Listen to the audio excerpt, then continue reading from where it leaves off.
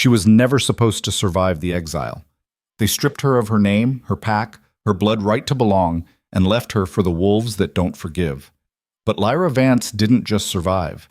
She sharpened herself on the bones of rejection until she became something they couldn't ignore. Now she's walking back into the empire that threw her out, straight into a wedding built on lies, about to do the one thing no outcast ever dares, challenge a king in front of his entire world. This is where the story gets dangerous. Stay with me until the end. You'll want to see how this explodes. Hit that like button and drop your city in the comments. Let me know where my pack is watching from. The scent of blood orange and winter pine hung thick in the grand hall of the Crescent Keep, clinging to velvet drapes that cost more than most wolves earned in a lifetime. Lyra Vance stood just inside the arched entrance, her boots still caked with road dust, and let the stairs roll over her like dirty water. She didn't flinch, couldn't afford to. The wedding was already underway. Rows of nobles in silk and fur turned their heads, conversations dying mid-breath. She felt their eyes crawl over her worn leather jacket, the scar cutting white through her left eyebrow, the way her hair hung loose instead of pinned and perfumed like the court ladies. Good. Let them look. Let them remember what they tried to erase. A guard stepped forward, hand on his sword hilt. Big guy. Probably thought his size mattered. You're not on the guest list, he growled low, the way enforcers do when they want you scared before they hurt you.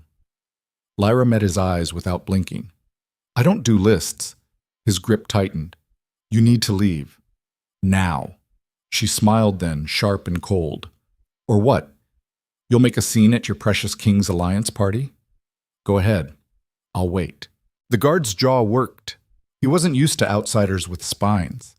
Before he could decide whether to drag her out or call for backup, a voice cut through the tension like a blade through skin. Let her stay. The command came from the dais at the far end of the hall, where the ceremony was supposed to be sealing a bond between the Draven Pack and the Frost Reach clans. Every head swiveled. The guard went pale. Lyra's pulse kicked up, but she kept her face smooth, bored even. King Alpha. Kael Draven stood at the center of the raised platform, one hand resting on the pommel of a ceremonial sword that had tasted more than ceremony. He was taller than the rumors suggested, broader through the shoulders, with dark hair that fell just past his collar and eyes the color of iron in firelight. His bride-to-be, some Frost Reach princess with a name Lyra hadn't bothered learning, stood frozen beside him in a gown that probably cost a village. Kael's gaze locked onto Lyra across the sea of silk and scandal, and the air in the hall seemed to thicken. She felt the weight of it, the kind of attention that could crush or crown you depending on his mood. She didn't look away. The nobles started whispering, a low hiss of shock and speculation. The master of ceremonies, an older wolf with silver threading his beard, cleared his throat nervously. Your Majesty, the Union requires— It requires my attention, Kael interrupted, still staring at Lyra. And right now, I'm curious about our uninvited guest. He stepped down from the dais, moving with the kind of controlled grace that came from a lifetime of knowing he was the most dangerous thing in any room. His boots echoed on the marble floor. The crowd parted without him asking. Lyra stood her ground as he approached, though every instinct screamed at her to run or submit. She'd spent 3 years in exile teaching herself to ignore those instincts. They were built for a world that didn't want her anyway. Kyle stopped 2 paces away. Up close, she could see the faint scars on his knuckles, the way his jaw set when he was deciding whether to be amused or lethal. You have a name? He asked, voice low enough that only she and the nearest eavesdroppers could hear. Lyra Vance. Recognition flickered in his eyes. Brief. Cold. Vance. You were exiled. I was. For challenging pack law. For refusing to bow to it when it was broken. His mouth almost curved. Almost. Bold words for someone standing in the house of the king who upholds that law. She leaned in slightly, dropping her voice to a razor's edge. Bold words are all I've got left. Everything else got stripped when your enforcers dumped me past the border with nothing but the clothes I was wearing. The nearest nobles gasped. You didn't talk to the King Alpha like that. Not if you wanted to keep breathing. Kael's expression didn't change, but something shifted in his eyes. Interest, maybe. Or the first flicker of respect. And yet here you are, at my wedding. Uninvited, unarmed, Either you're suicidal or you want something. Lyra felt her heartbeat in her throat, but she forced herself to smile. Maybe both. The hall went silent. Even the musicians had stopped playing. Princess Frost Reach looked like she might faint. The master of ceremonies was frantically signaling guards, but none of them moved. Kael hadn't given the order.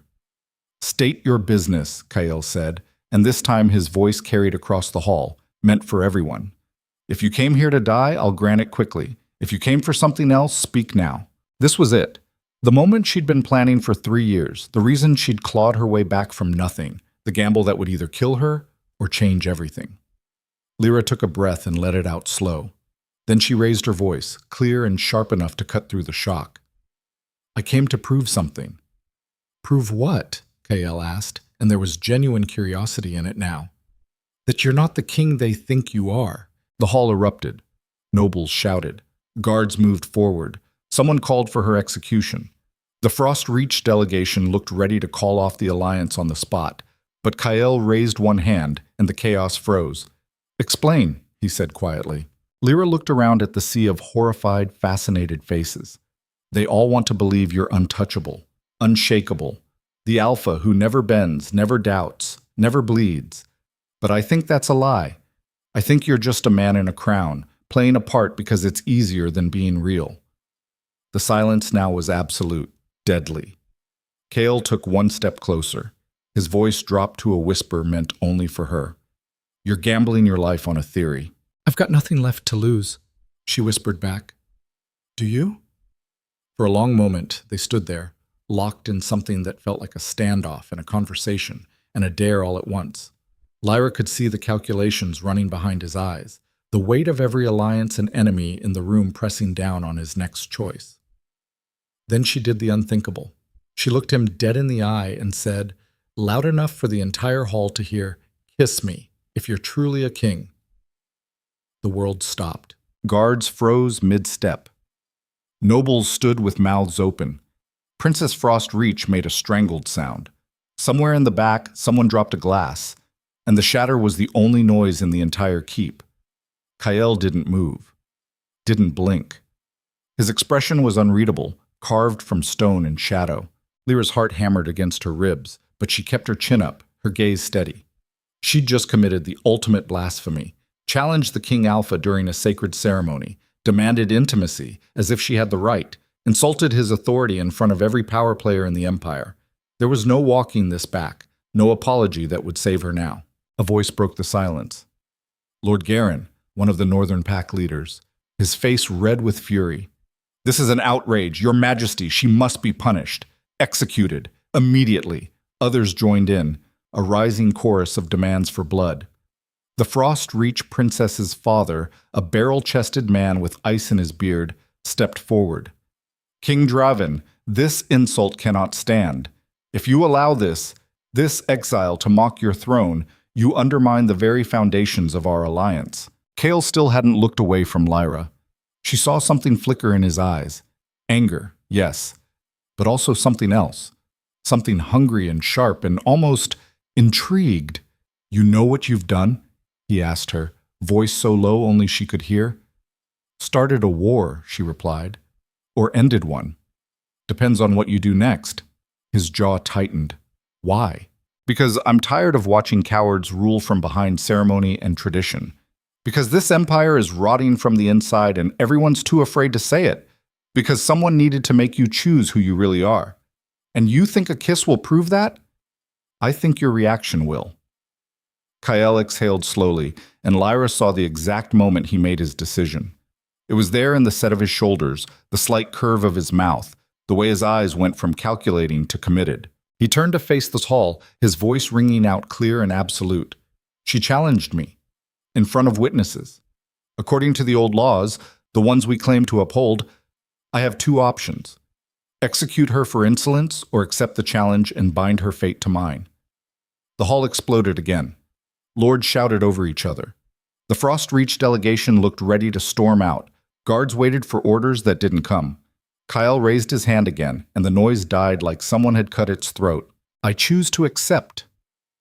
The words landed like stones in deep water. For a heartbeat, no one breathed. Then Kael moved. fast, deliberate. He closed the distance between them in 2 strides, caught Lyra by the back of the neck with one hand, and pulled her into a kiss that felt like a declaration of war. It wasn't gentle, wasn't performative. It was raw and claiming and fierce, the kind of kiss that said mine in a language older than words.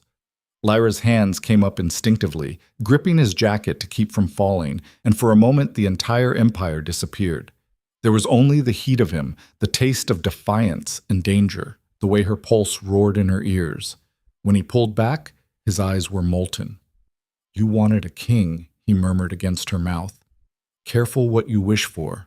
Then he turned to the hall, still holding her close enough that everyone could see. "Lyra Vance is now under my protection. Anyone who harms her answers to me. The wedding is postponed, this alliance will be renegotiated, and anyone who has a problem with that can challenge me directly."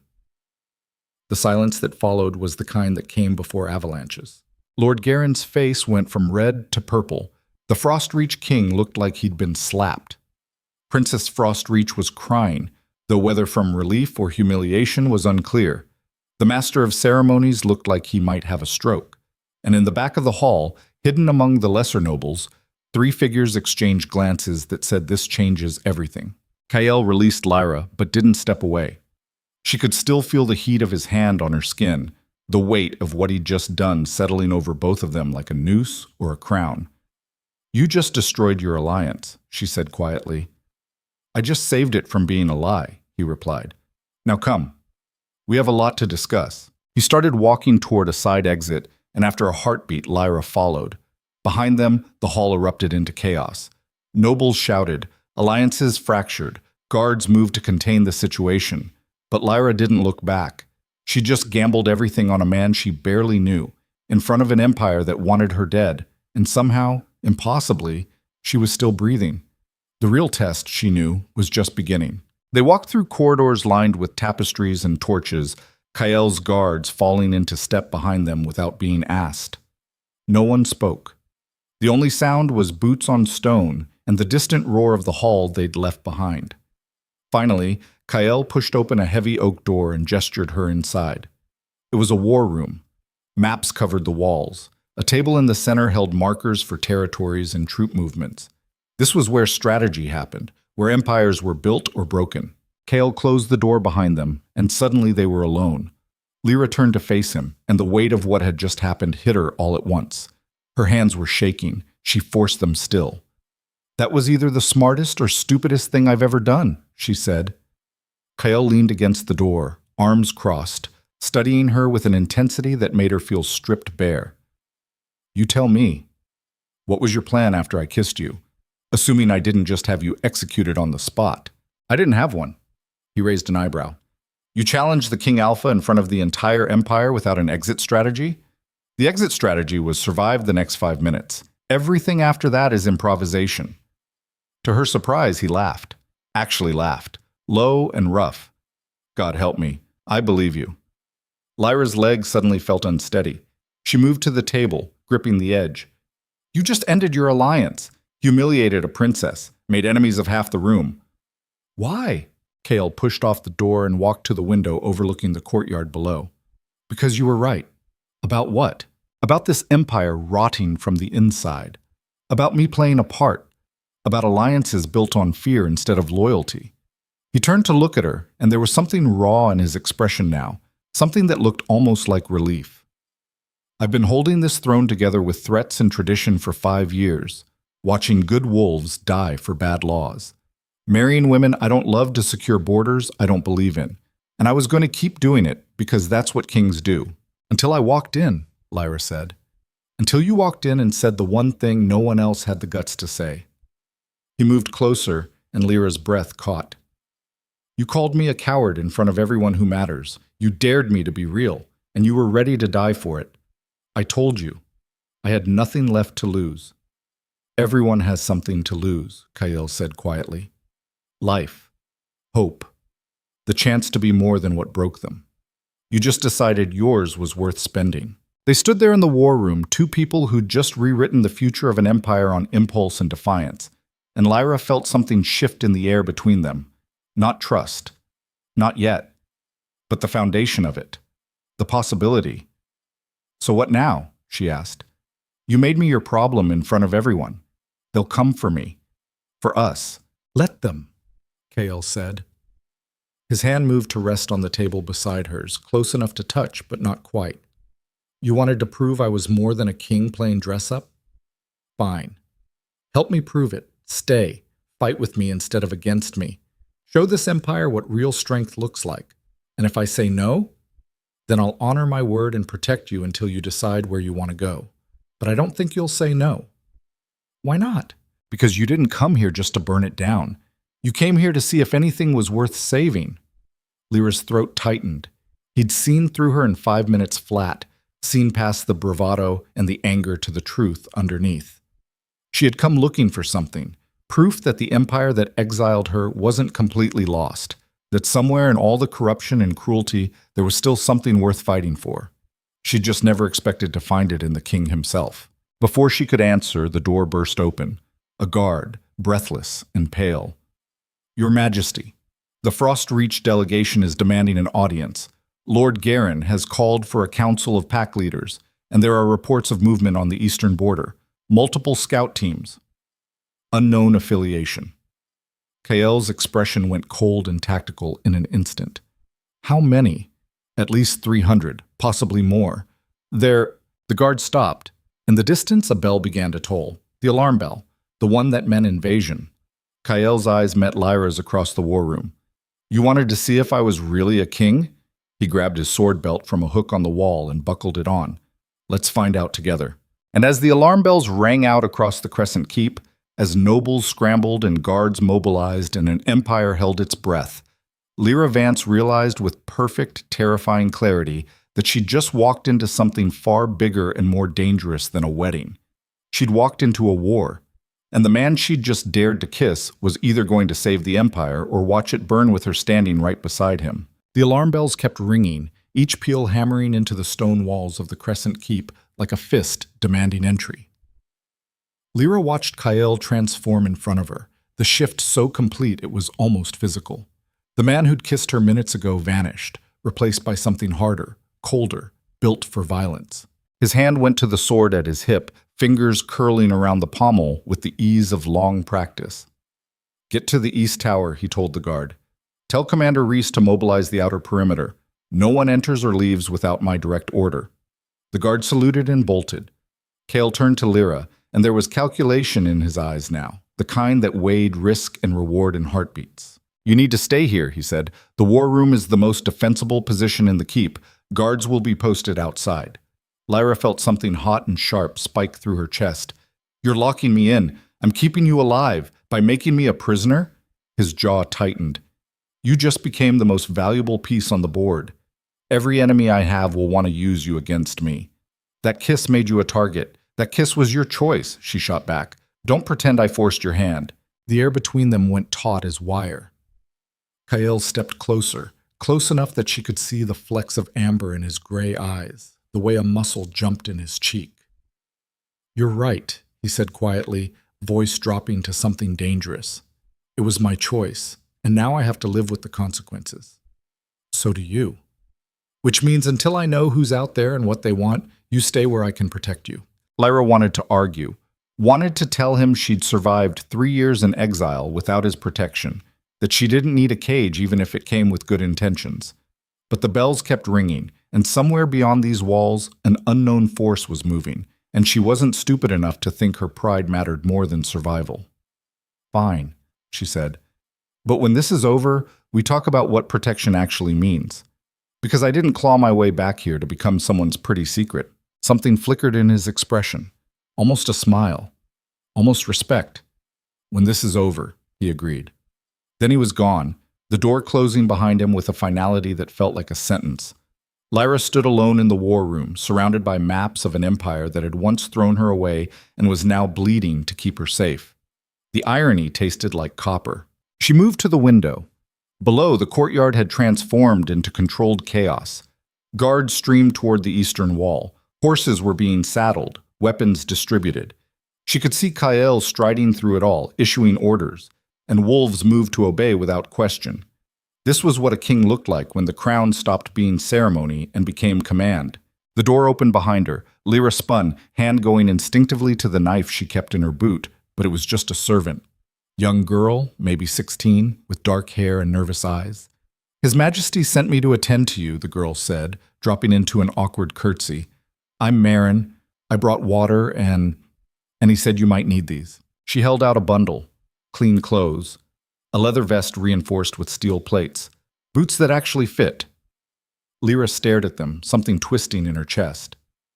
He sent armor, she said slowly. Marin nodded. He said you'd argue about staying put, but if you had to move, you should at least be protected. Despite everything, Lyra felt her mouth curve. Smart bastard. She took the bundle and changed quickly, shrugging out of her road-worn jacket and into the fitted vest.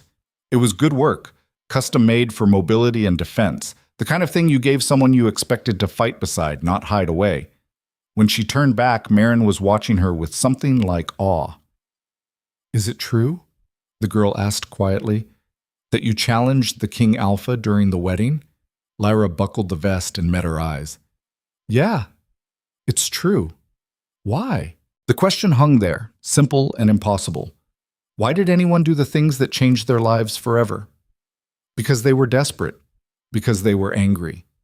Because somewhere in the gap between who they were and who they wanted to be, there was a dare they couldn't refuse. Because someone had to, Lyra said finally. And I was tired of waiting for someone else to be brave. Marin's eyes went wide, but before she could respond, shouts erupted from the courtyard below. Lyra rushed back to the window. A rider was thundering through the gates, his horse lathered with sweat. He nearly fell out of the saddle, stumbling toward Kael. She couldn't hear the words, but she saw Kael's expression change, saw him grip the messenger's shoulder, lean in close, then straighten with the look of a man who'd just had his worst suspicions confirmed. He barked orders to Commander Reese, a grizzled wolf with scars running down one side of his face. Reese nodded and began organizing troops into formation. Archers to the walls, infantry to the gates. Whatever was coming, they were preparing for war. The door to the war room slammed open again. This time it was Lord Garin, red-faced and furious, with two other pack leaders behind him. Marin squeaked and backed into a corner. Where is she? Garin demanded, scanning the room. His eyes landed on Lyra and narrowed with pure venom. You. This is your doing. Lyra crossed her arms, refusing to give ground. Last I checked, I didn't command any armies. So unless you think I can summon invasions with my mind, maybe look somewhere else for blame. You provoked him, one of the other lords spat. Made him act rashly, destroyed the alliance with Frost Reach. And now we're under attack. Correlation isn't causation, Lyra said coldly. Maybe whoever's out there was always planning this. Maybe your precious alliance was never going to hold. Maybe the only thing my challenge did was force everyone to stop pretending. Garin took a step forward, and Lyra saw murder in his eyes. Watch your tongue, exile. The king may have claimed you, but that protection only lasts as long as he's alive. The threat landed like a blade. Lyra felt ice slide down her spine, but she kept her face empty, bored even, threatening the king's chosen in his own keep. That's bold. Stupid, but bold. Lord Garin's hand went to his sword. Behind him, his companion shifted, ready to back whatever play he made. Marin was frozen in the corner, eyes huge with terror. The air in the room went sharp and breakable. Lyra's mind raced through options. She was outnumbered, outweighed, and if this turned violent, armor or no armor, she was dead. But showing fear now would be just as fatal. So she smiled instead, slow and cutting. Go ahead. Draw that sword. See how fast Kael's guards come through that door. See how he reacts when he finds out you threaten me while he's trying to save your ungrateful asses from whatever's coming over that wall. For a moment, everything hung in balance.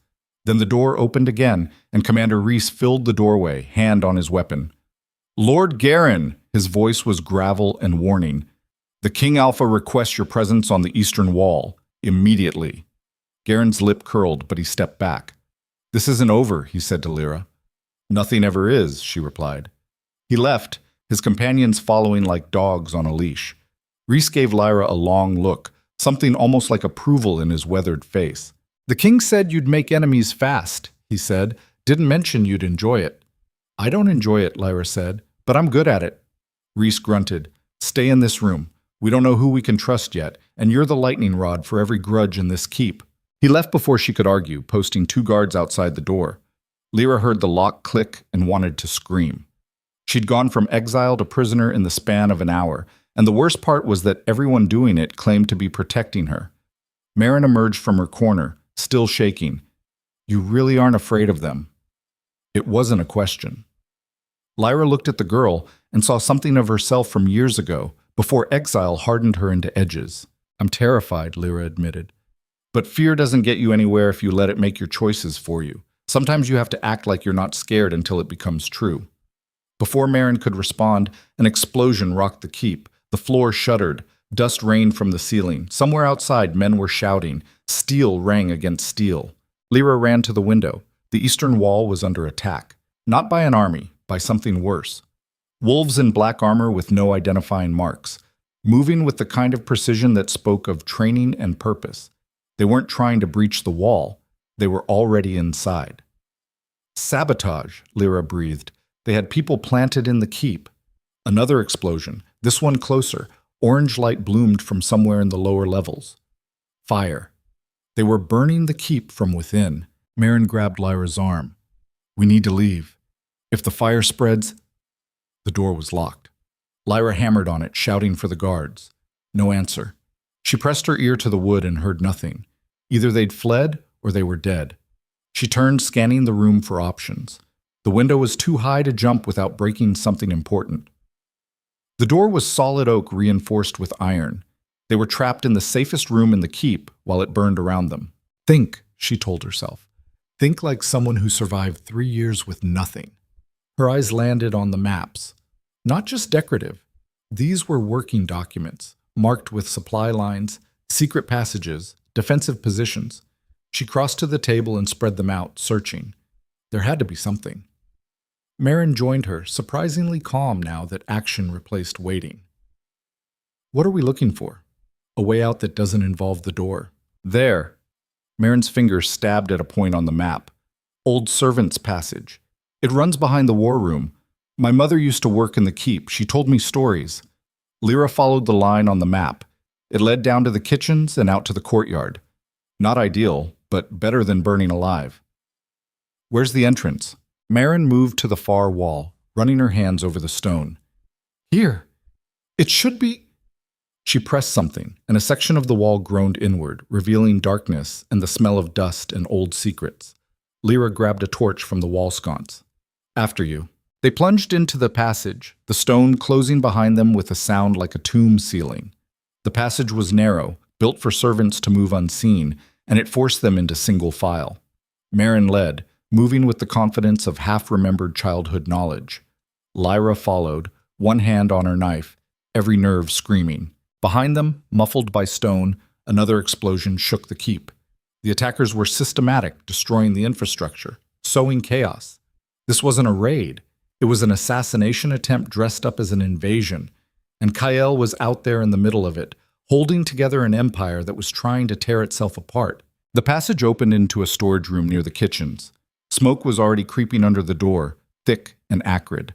Lyra pressed her hand to the wood, hot, but not burning yet. She eased it open. The kitchens were abandoned, tables overturned, food scattered. Through the far doorway, she could see the courtyard. It was a war zone. Kael's guards fought the black-armored infiltrators in brutal close quarters. Bodies littered the ground. The night air was full of screams and the clash of weapons. She spotted Kael near the center of it all, his sword running red, moving like violence incarnate. 3 men came at him, and he cut through them like they were made of smoke. This was the king without the crown, stripped down to muscle and rage and the brutal efficiency of a predator defending his territory. But even as she watched, she saw the trap closing. More black-armored wolves were moving to flank him, coordinating with hand signals. They weren't trying to fight him head-on. They were herding him into a kill zone. Lyra's blood went cold. She turned to Marin. "Get to the stables. Find a horse and ride for the border. Don't stop. Don't look back." "What about you?" "I'm going to do something stupid." She didn't wait for an argument. She grabbed a fallen guard's sword, heavier than she was used to, but it would do, and ran into the courtyard. The chaos swallowed her immediately. A black-armored wolf spotted her and lunged. She sidestepped, brought the sword up, felt it bite into his side. He went down screaming. No time to think. No time to feel. Just move and survive and get to Kael before the trap snapped shut. She cut through the melee, taking hits she barely felt through the adrenaline. Someone's blade scored her arm. Someone else's boot caught her ribs. She kept moving. Kael, she shouted over the din. His head snapped toward her voice. For one instant, his guard dropped. In that instant, an archer on the wall loosed an arrow aimed straight at his chest. Lyra saw it happen in slowed time, saw the trajectory, saw that Kael wouldn't move in time because he was looking at her, because she'd distracted him, because this was about to be her fault. She threw herself forward, sword coming up in a desperate arc. The blade connected with the arrow mid-flight, knocking it off course. It slammed into a wooden post instead of Kael's heart. Then she was crashing into him, momentum carrying them both down. They hit the ground hard, Lyra on top, and for a heartbeat the world was just his eyes, wide with shock, and his hands gripping her waist, and the stuttering rhythm of both their hearts. "You were supposed to stay in the war room," he said, breathless.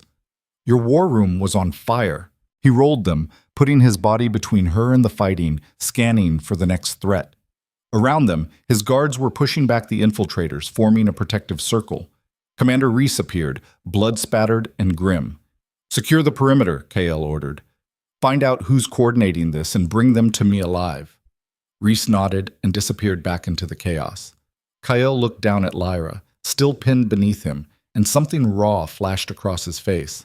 "You deflected an arrow. For me. You were distracted. Because of me. So you evened the score?" "I don't keep score when it comes to people dying." His expression shifted into something she couldn't read. Then he was pulling her to her feet, not letting go of her hand. "Stay close. We're ending this now." They moved through the courtyard together, Kael cutting a path and Lyra covering his flank. It felt instinctive, natural, like they'd been fighting side by side for years instead of minutes. When a black-armored wolf came at her from the left, Kael was there. When two tried to flank him, her blade found them first. This was what partnership looked like when the pretty words were stripped away. Just two people deciding they'd rather bleed together than watch each other fall alone. The battle turned. With Kael and his commander fighting in tandem, the infiltrators broke. Some fled. Some surrendered. Some died where they stood, too committed or too afraid to yield. When the last one fell, the courtyard went eerily quiet except for the moans of the wounded and the crackle of fires being extinguished. Kael stood in the center of it, chest heaving, sword still in hand, looking every inch the warrior king the legends claimed. Then his eyes found Lyra, and the king disappeared again. Just a man, checking to see if she was whole. "You're hurt," he said, reaching for her arm where blood was seeping through the vest. "It's nothing," she lied. He didn't argue, just tore a strip from his own shirt and wrapped it tight around the wound. His hands were steady despite the violence they'd just dealt, and Lyra felt something dangerous stir in her chest at the gentleness. Commander Reese approached, dragging a black-armored prisoner by the collar. "We caught one alive. He's not talking yet, but he will." Kael's expression went cold again. "Take him to the cells. I'll be down shortly." Reese hauled the man away. Around them, guards were organizing the wounded, clearing bodies, assessing damage.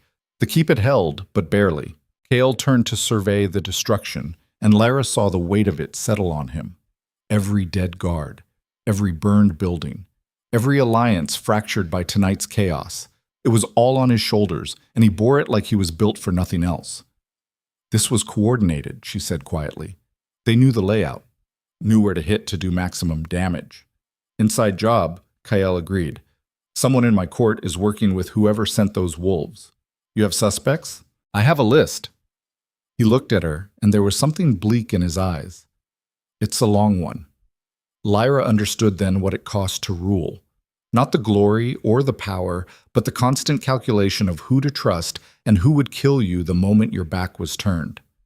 Kael lived in that space every day, and it was eating him alive one betrayal at a time. Before she could say anything, Lord Garen appeared with his pack leaders in tow. They looked shaken, but unhurt, and Lyra noticed they'd been nowhere near the fighting. "Your Majesty," Garen said, his tone carefully neutral. "We need to discuss what happened here tonight." "Later," Kael said flatly. "This cannot wait. The attack proves that your decisions have made the keep vulnerable. Calling off the Frost Reach Alliance, claiming this Exile. It's created chaos. He didn't say Lyra's name like it was poison, but close enough. She felt rage kindle in her gut. Kael's voice went deadly quiet. Careful, Lord Garen. I'm in the mood to solve problems permanently tonight. I speak only out of concern for the Empire. You speak out of concern for your own position. If you have evidence that tonight's attack was caused by my decisions, present it. Otherwise, clear the courtyard and let my people do their work. Garen's face mottled red, but he knew better than to push. He bowed stiffly and withdrew, throwing one last venomous look at Lyra. When they were alone again, Kael let out a breath that sounded like exhaustion made audible. He's right about one thing. Tonight happened because I made choices that threatened the status quo. Whether or not he's involved, others are. So what do? We find out who, and we make them regret it. There was no mercy in his voice, and Lyra realized that the man who'd kissed her in the Grand Hall was capable of violence that would make tonight's battle look gentle. The Empire hadn't survived under his rule by accident. It survived because he was willing to do what others flinched from. And somehow, that didn't scare her. It should have. But all she felt was a fierce, reckless certainty that she'd chosen the right side. They worked through the night, Kael interrogating prisoners while Lyra helped organize the wounded and compile information. She learned which servants had vanished before the attack, which supply shipments had been delayed, which guards had been posted in places they normally wouldn't be. Patterns emerged, connections formed, and at the center of it all was a name that kept appearing in whispers and careful omissions. Lord Garen. By the time dawn broke gray and cold over the Crescent Keep, they had enough evidence to move. Kael called his remaining trusted commanders to the war room, now repaired enough to be functional, and laid out the case. Garen orchestrated this, Rhys confirmed. We found payments from his holdings to a mercenary company matching the description of tonight's attackers. And 3 of his household guards disappeared the day before the wedding. Kael stood at the head of the table, looking like he hadn't slept in days, which, Lyra realized, he hadn't. Why? Power, one of the other commanders suggested. With you dead, he'd be first in line to take the throne. Or discredit you, another added. Make you look weak so the council would force you to abdicate. Kael's jaw worked. He was one of my father's most loyal men. People change, Lyra said quietly. Or maybe they stay the same and just get better at hiding what they always were. Kael's eyes met hers, and she saw acknowledgement there. Acceptance. He'd been raised to believe in loyalty and honor, but the world kept teaching him that those things had limits. Bring him in, he said, quietly. I want to hear him explain this before I decide what to do. 2 hours later, Lord Garen stood in chains in the war room, his face a mask of outrage and fear. This is absurd. I demand— You demand nothing, Kael cut him off. You answer questions, starting with why your gold paid for the attack that nearly burned this keep to ash. Garen's eyes darted around the room, looking for allies. He found none. I don't know what you're talking about. Lyra leaned against the wall, watching. The man was terrified, but he was also calculating, looking for a way out, looking for leverage. Kael laid the evidence on the table. Payment records, witness statements, the confession of one of the captured mercenaries who'd identified Garen's seal on their contract. The walls closed in. Garen's composure cracked. You forced my hand, he spat finally, all pretense dropping away. That alliance with Frost Reach was our only hope of securing the northern border. Then you destroyed it for some exile whore who challenged you in front of the entire empire. You made yourself weak. Kael's expression didn't change, but Lyra saw his hands curl into fists. So you tried to kill me. I tried to save the empire from a king who's forgotten what duty means. And murdering me in my own keep, slaughtering my guards, burning the castle, that's duty? It's necessity. Garen's voice rose, desperate now. You've gone soft, Kael. Your father would never have let a woman dictate policy, would never have thrown away an alliance for pride. My father was a tyrant who ruled through fear and died alone because he couldn't tell the difference between loyalty and terror. The words hung in the air like a blade. Garen's mouth worked, but no sound came out. Kael stepped forward, and his voice dropped to something colder than winter. You wanted to prove I was weak. You wanted to show the Empire that mercy is the same as failure. So let me show you what strength actually looks like. He drew his sword, Not the ceremonial blade from the wedding, but the one he'd carried in battle, the one still stained with last night's blood. Garen fell to his knees. Please, I was trying to protect. You were trying to murder me and install yourself as regent. Call it what it is. Kale raised the blade. Around the room, no one moved. No one breathed. This was the moment where a king became either just or ruthless, and the empire would remember which one he chose. Lyra watched Kael's face and saw the war there. Saw him weighing justice against mercy, example against forgiveness. Saw the weight of every choice he'd ever made pressing down on this single moment. Then he lowered the sword. You'll stand trial, he said, in front of the full council. Every pack leader, every witness, every piece of evidence, and they'll decide your fate according to the law you claim to uphold. Garen stared at him in shock. You're not executing me. I'm giving you the one thing you refused to give me, a chance to be judged fairly. He turned to the guards. Take him to the cells, maximum security, no visitors without my direct authorization. They dragged Garen out, still too stunned to resist. When the door closed, Kael stood there for a long moment, sword still in hand, breathing like he'd run a mile. That was mercy, Rhys said carefully. Some will call it weakness. Let them, Kael replied. I'd rather be called weak for doing the right thing than strong for doing the easy one. His eyes found Lyra's across the room, and she saw the question there. Did I make the right choice? She crossed to him, aware of every commander watching. You made the choice that lets you sleep at night. Whether it's right, we'll find out when the trial happens. And if the council demands his execution anyway, then you'll have to decide how much your mercy is worth. Kael's hand found hers, and the gesture was so simple, so human, that it felt like a revolution. You're dangerous, he said quietly. You make me want to believe this empire can be better than it is. Maybe it can be. Or maybe we just burn it down and build something new. Before he could respond, a messenger burst through the door. Your Majesty, the Frostreach delegation is departing. They're demanding compensation for the broken alliance, and they're taking the princess back under armed guard. Kael swore under his breath. Of course they are. They also left this. The messenger held out a sealed letter. Kael broke the seal and read. With each line, his expression grew darker. When he finished, he handed it to Lyra without a word. She read. The message was clear and brutal. The Frostreach king considered the alliance void, Kael's keep a liability, and his judgment compromised by his association with an exile of questionable character. Furthermore, he was withdrawing all support and would be petitioning other pack leaders to do the same. They had 7 days to respond before Frostreach moved to a formal state of opposition.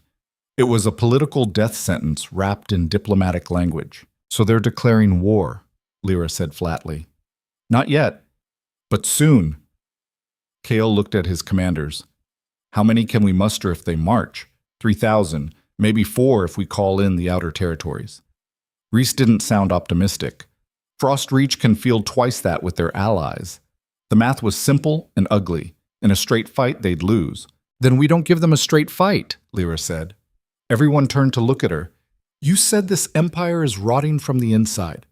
Frostreach is part of that rot, so cut them out. Kael's eyes narrowed. Explain. They need this war. Need to prove you're weak so they can justify seizing more territory. But what if you show them they're not the only alliance available? What if you reach out to the southern clans, the western trade guilds, the packs that Frostreach has been bullying for years? You want me to build a coalition against them? I want you to show the Empire that strength doesn't mean standing alone. It means knowing who's worth standing with. Silence fell. The commanders exchanged glances. Rhys was the first to speak. It's risky. Some of those groups have grievances with us too, and we'd be trusting people who've been our enemies. Better than fighting a war we can't win, Lyra countered, and it sends a message.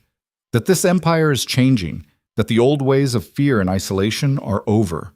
Kael studied her, and Lyra felt the weight of his consideration. This man could have had her executed 12 times over. Instead, he was listening, actually listening. If we do this, he said slowly, I'll need someone to negotiate with the southern clans. Someone they won't see as a threat. Someone who understands what it's like to be cast out and survive. He was looking directly at her. Lyra's heart kicked. You want me to be your ambassador? I want you to be my partner in this and everything else. He said it in front of his commanders. No hesitation, no shame. You saved my life tonight. You showed me that strength and mercy aren't opposites. And you're the only person in this entire damn empire who tells me the truth instead of what I want to hear. The room went silent.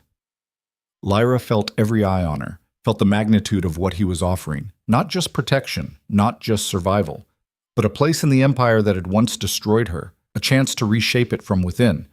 And the cost was everything. Her freedom, her independence, her ability to walk away when things got hard. She looked at Kyle and saw a man who was offering her the world with hands still bloody from holding it together. Saw the cracks in his armor where the weight had cut through. Saw the desperate, reckless hope that maybe, just maybe, they could build something better than what came before. Lyra Vance had spent 3 years in exile learning how to survive alone. Now a king was asking her to take the most dangerous gamble of all, trusting someone. She took a breath, let it out slow. Then she reached out and took his hand in front of everyone who mattered. I'm in, she said. But we do this my way. No more hiding me in war rooms, no more treating me like I'm fragile. If I'm your partner, then we stand together. In front of the Empire, in front of our enemies, no matter what comes. Kale's fingers tightened on hers, and she saw relief wash over his face like dawn breaking. Deal. Commander Reese cleared his throat. So we're really doing this. Rebuilding the Empire from scratch. We're doing what we should have done years ago, Kale said, making it something worth saving. The commanders nodded, one by one. Not enthusiastic, not certain, but willing to try because their king had asked and because the alternative was watching everything burn. They spent the rest of the day planning. Messages to be sent, alliances to be forged, enemies to be outmaneuvered.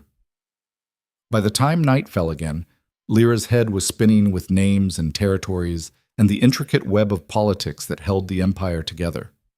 She found herself back in the war room as stars appeared in the sky, studying maps by candlelight.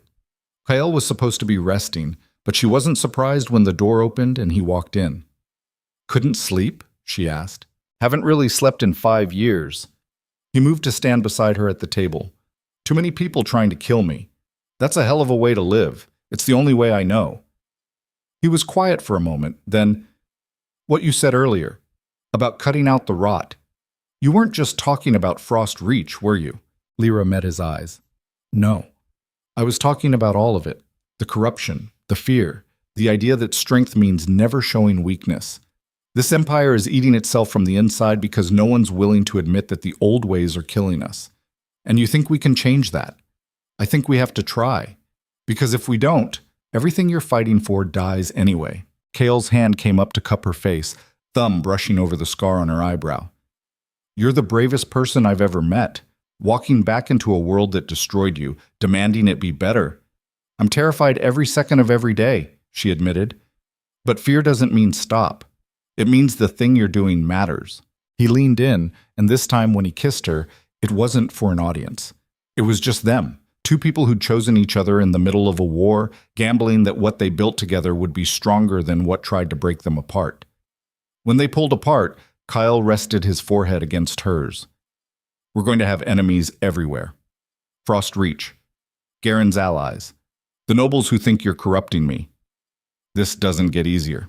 Good, Lyra said. Easy things aren't worth fighting for. They stood there in the candlelight, surrounded by maps of an empire on the edge of collapse, and made the choice that would define everything that came after. They would fight, together. And somewhere in the distance, riders were already carrying messages to enemies who would stop at nothing to see them fail. The trial of Lord Garen would expose more traitors. The Frost Reach ultimatum would force impossible decisions. And in the shadows of the empire, forces were gathering that neither of them could see yet. The war for the future had begun, and Lyra Vance, the exile who dared a king, had just become the one thing she'd never thought she'd be. Hope. The first message arrived 3 days after they'd sent riders to the southern clans. It came with a merchant caravan, sealed in wax that bore no identifying marks, addressed to Lyra Vance in handwriting she didn't recognize. She opened it in the war room with Kyle looking over her shoulder. The paper inside was expensive, the kind nobles used for official correspondence. The message was short, You think you can rebuild an empire with pretty words and good intentions. You're wrong. The rot goes deeper than you know. Watch your back. Watch his. Trust no one, no signature, no threat explicit enough to act on. Just a warning wrapped in venom. Kale took the letter from her hands and studied it. Someone doesn't want us to succeed. Lyra felt cold settle in her gut. That list of someones keeps getting longer. Over the next week, more messages came. Different handwriting, different paper, same message. They were being watched. Their plans were known. And whoever was sending these warnings wanted them paranoid, jumping at shadows, doubting everyone around them. It was working. Lyra found herself studying faces in the halls, wondering which servants were spies, which guards had been bought. She caught Kael doing the same, saw the way his hand never strayed far from his sword anymore, the way he taste-tested his own food before eating. This was what power did to you. It made you suspicious of kindness and certain that every smile hid a knife. The trial of Lord Garin was set for the 10th day after his arrest. The council chamber filled with pack leaders from across the empire, nobles who'd traveled days to witness justice or orchestrate its failure. The air was thick with tension and the smell of too many predators in one room. Lyra stood beside Kael at the front, positioned as his acknowledged partner now, and felt the weight of every stare. Some were curious, some were hateful, some were calculating, measuring her worth against the chaos she'd caused. Lord Garin was brought in chains, looking thinner than he had a week ago, but no less defiant. He met Kael's eyes across the chamber without flinching. The evidence was presented: payment records, witness testimony, the confession of the mercenary captain who'd been promised gold and land in exchange for destabilizing the keep. It was damning, comprehensive, the kind of case that should have ended in a swift verdict. But this was politics, and nothing was ever simple. One of the pack leaders, a woman named Saris from the Eastern Territories, stood when the evidence was finished. This proves Lord Garin funded an attack, yes, but it doesn't prove his motive. Perhaps he believed he was acting in the Empire's best interest. Murdering his king is in the Empire's best interest? Kael's voice was ice. Saris didn't back down. When a king makes decisions that threaten stability, sometimes loyal subjects take desperate measures. The room murmured. Lyra felt rage spike through her. They were actually defending him, reframing treason as patriotism. Kael's hand found hers under the table, a brief squeeze that said steady. Then he stood, and the room went quiet. Lord Garin tried to kill me, he said clearly. Tried to burn this keep with everyone in it. Tried to overthrow the throne through violence and deceit. If we call that loyalty, then words have lost all meaning. But your recent choices have been questionable, another lord ventured, calling off the Frost Reach alliance, elevating an exile. Perhaps Lord Garin saw instability and tried to correct it. By committing mass murder? Lyra couldn't stay silent. You're sitting here trying to justify slaughtering guards, burning buildings, attempting assassination because you don't like who the king chose to stand beside? We're questioning whether that choice was wise, Saris said coolly. Whether it's affected his judgment. My judgment is fine, Kael said, voice hard. What's affecting this room is the fact that half of you benefited from the old system and don't want to see it change. Change can be dangerous, someone muttered. So can stagnation, Lyra shot back. So can ruling through fear until your own people hate you enough to stick a knife in your back. The room erupted. Lords shouted over each other. Accusations flew. Commander Reese moved closer to Kael, hand on his weapon, scanning for threats. Through the chaos, Lyra caught Lord Garin watching her with something like satisfaction. That's when she understood. This wasn't about justice. It was theater. A show trial designed to expose the fractures in Kael's support, to prove that the Empire was too divided to stand behind him. And it was working. Kael slammed his fist on the table, and the sound cracked like thunder. Enough. This isn't a debate about my choices. This is a trial for treason. The evidence is clear. The law is clear. The only question is whether we uphold it or let politics override justice. Lady Saris stood again.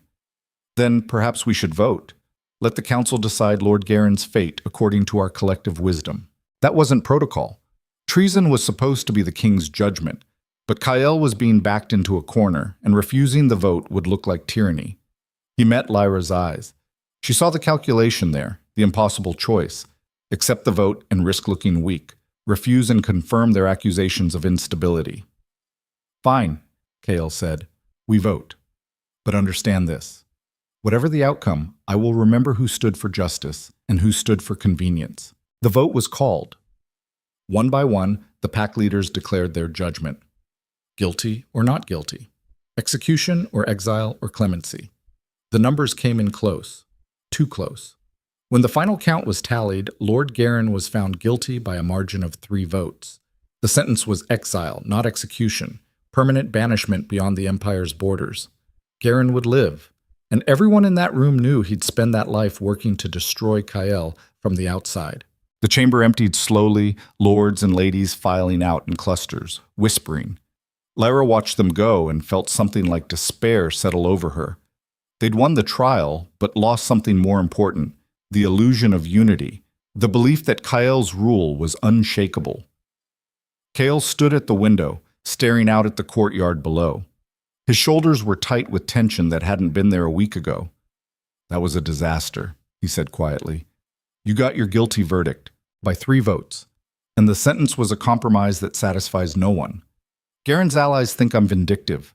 My supporters think I'm weak for not executing him, and Garen himself gets to walk away and spend the rest of his life plotting revenge. Lyra moved to stand beside him. So we plan better. We shore up support. A knock at the door interrupted her. Commander Reese entered, his face grave. Majesty, we have a problem. Of course we do, Kael said tiredly. What now? 3 of the southern clans have sent responses to your alliance proposal. Reese handed over the sealed letters. Kael broke the first seal and read, then the second. By the third, his expression had gone completely blank, which Lyra had learned meant he was either about to explode or shut down entirely. He handed her the letters without a word. She read. The messages were variations on a theme. The southern clans appreciated the offer but had concerns about aligning with a king whose own council was divided against him. They'd heard about the trial, about the closed vote, about the fractures in the empire. Perhaps when things stabilized, they'd reconsider. But for now, they preferred to remain neutral. It was diplomatic rejection wrapped in careful language, and it was devastating. Frost Reach got to them, Lyra said, or they just saw weakness and decided betting on us was a losing proposition. Kael's voice was hollow. Can't blame them. I'd probably make the same choice. So we try harder. Offer better terms. With what leverage? We just showed the entire empire that I can barely hold my own council together, that my judgment is questioned by the people who should support me. Why would anyone trust us now? Lyra grabbed his arm, forcing him to look at her.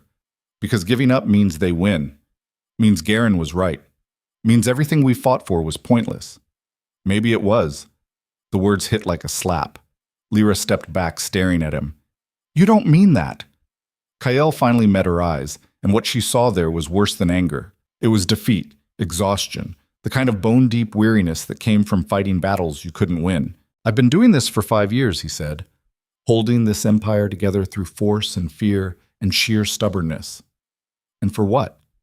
So that the moment I try to change things, try to build something better, it all falls apart? Maybe the empire doesn't want to be saved. Maybe it wants exactly what it's always had, a tyrant on the throne keeping everyone in line. You're not your father. No, I'm worse, because he at least was honest about what he was. I'm the one trying to pretend this can be something it's not. Lyra felt something crack in her chest. This was the cost of trying to change the world. Not just the external battles, but the internal ones. The moments where you looked at the wreckage of your good intentions and wondered if you'd done more harm than good. Before she could respond, Reese spoke up again. There's one more thing. We intercepted a message being smuggled out of the keep. It was coded, but our people broke it. He handed it to Kael. Lyra read over his shoulder, and with each line, the temperature in the room seemed to drop. The message was to Frost Reach.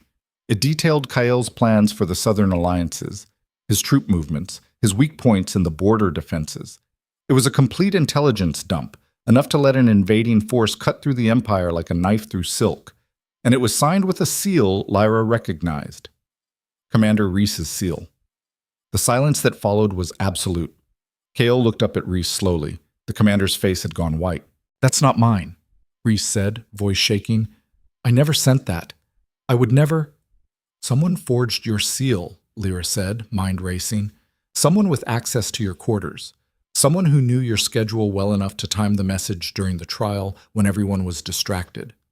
Or, a cold voice said from the doorway, the commander is the traitor and you're all fools for trusting him. Lady Sarah stood there with 4 guards behind her, all of them armed, all of them looking at Rhys like he was already dead. Cale's hand went to his sword. Lady Saris, explain why you're in my private chambers with armed guards. Saris smiled, sharp and satisfied.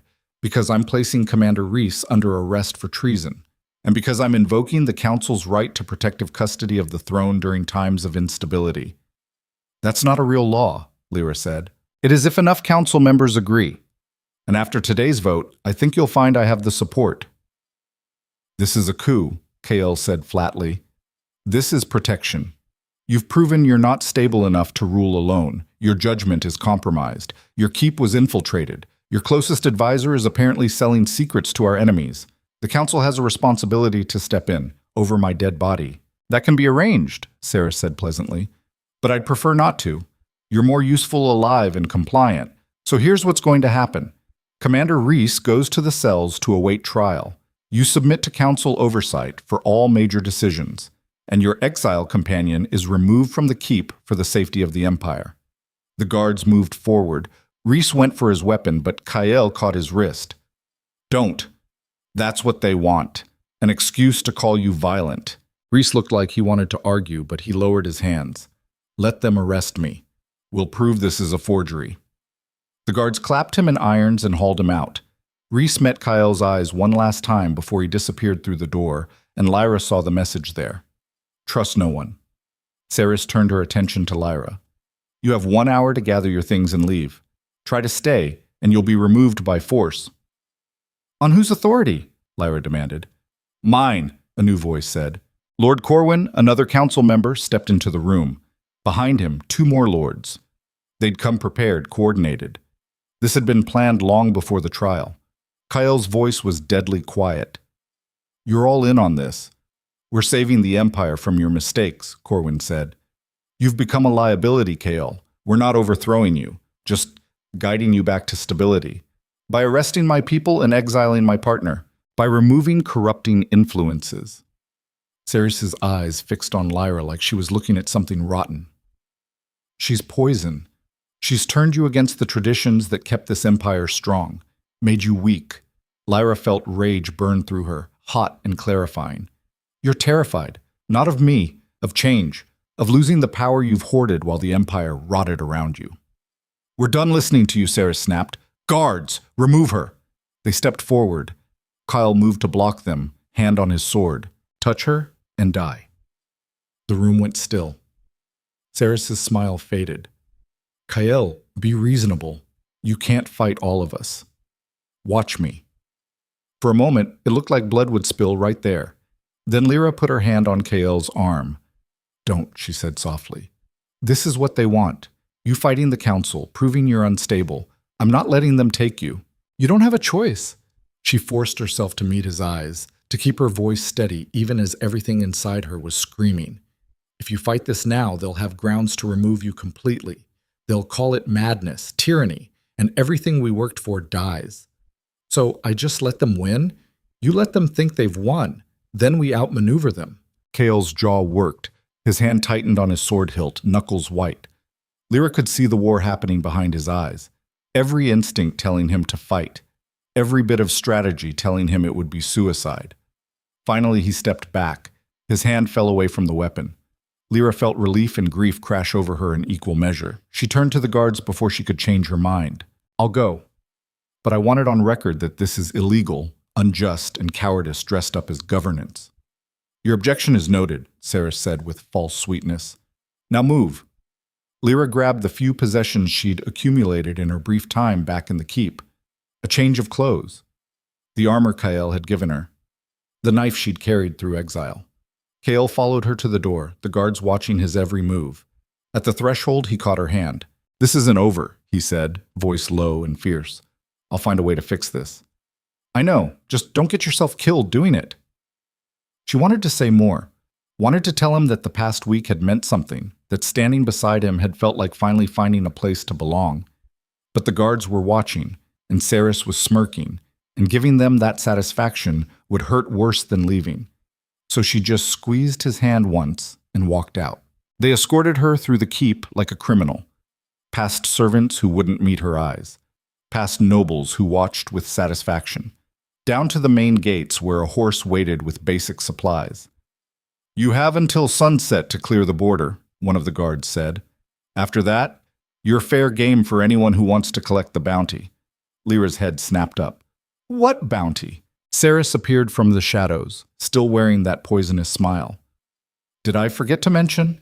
The council has declared you a destabilizing influence and a threat to the empire. There's a price on your head. 5,000 gold to whoever brings you back, dead or alive." "You're insane," Lyra breathed. "I'm practical. You're too dangerous to leave free. So either you run and get hunted down, or you come crawling back to beg for mercy.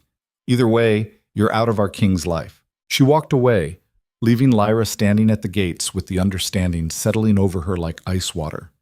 This wasn't just exile. It was a death sentence with extra steps. She mounted the horse and rode. Behind her, the Crescent Keep rose against the sky, and she knew Kael was somewhere in there, caged by politics and betrayal, watching her leave and unable to stop it. The gates closed with a sound like a tomb sealing. Lyra rode hard for the border, mind racing through options and finding none good. She couldn't go back, couldn't fight the entire council, couldn't even send a message to Kael without putting him in more danger. She'd gambled everything on changing the empire from within, and the empire had just vomited her back out. Night was falling when she heard the first sounds of pursuit. Hoofbeats. Multiple riders. Moving fast. The bounty hunters hadn't wasted time. Lyra kicked her horse into a gallop, heading for the forest where the trees might slow them down. Behind her, someone shouted. An arrow whistled past her head. She made it into the tree line as full dark descended, lost the riders in the shadows and undergrowth, found a hollow beneath an old oak and hid there, breathing hard, listening to them search. They were professional, methodical. They knew she was close. One passed within feet of her hiding spot, close enough that she could have reached out and touched his boot. She held her breath, knife in hand, ready to fight if he looked down. He moved on. The search continued. Hours passed. Finally, as dawn approached, they gave up and rode back toward the keep. But Lyra knew they'd be back. The bounty was too good. The target too vulnerable. She waited until the sun was fully up before emerging. Her horse was gone, either spooked or stolen. Her supplies were limited, and she was deep in territory that wanted her dead with no allies and no plan. This was worse than the first exile. Then, she'd at least had the comfort of righteous anger. Now she had the bitter knowledge that she'd tried to change things and failed, that she'd believed in a king and gotten him trapped by his own court, that every choice she'd made had led to this moment of being alone and hunted with a price on her head. She started walking, didn't know where she was going, just knew she had to move. By midday, she was exhausted, starving, and lost. The forest was unfamiliar, and without the horse, she was making terrible time. At this rate, the bounty hunters would find her by nightfall. That's when she smelled smoke. Lyra followed it to a clearing where a small camp was set up, a single tent, a fire burning low. And sitting beside it, cooking something that smelled like salvation, was a woman she'd never seen before. The woman looked up as Lyra emerged from the trees. She was older, maybe 50, with gray threading her dark hair and scars that suggested a hard life. Her eyes were sharp and knowing. "You look like someone running from something," the woman said. Lyra's hand went to her knife. "Who are you? Someone who might be able to help, depending on who's chasing you." "The Empire." The woman's eyebrows rose. "The whole Empire? Must have done something impressive." "I challenged the king, became his partner, tried to change things, got exiled with a bounty on my head for my trouble." The woman studied her for a long moment. Then she laughed, rough and genuine. "Oh, you're Lyra Vance. I've heard about you." "Great. Everyone's heard about me. Doesn't help?" "Might help more than you think. Sit, eat. You look like you haven't had a decent meal in days." Lyra's instincts screamed trap, but her stomach was screaming louder and she was too tired to care. She sat. The woman handed her a bowl of stew. Lyra ate without tasting it, just shoveling food into her mouth like fuel. My name's Vera, the woman said. I used to work for the Empire. Intelligence, spy work, until I realized the people I was spying on were usually more honorable than the ones paying me. You're a traitor? I prefer reformed. Vera poked at the fire. I've been watching what's happening in the capital. The trial. The coup.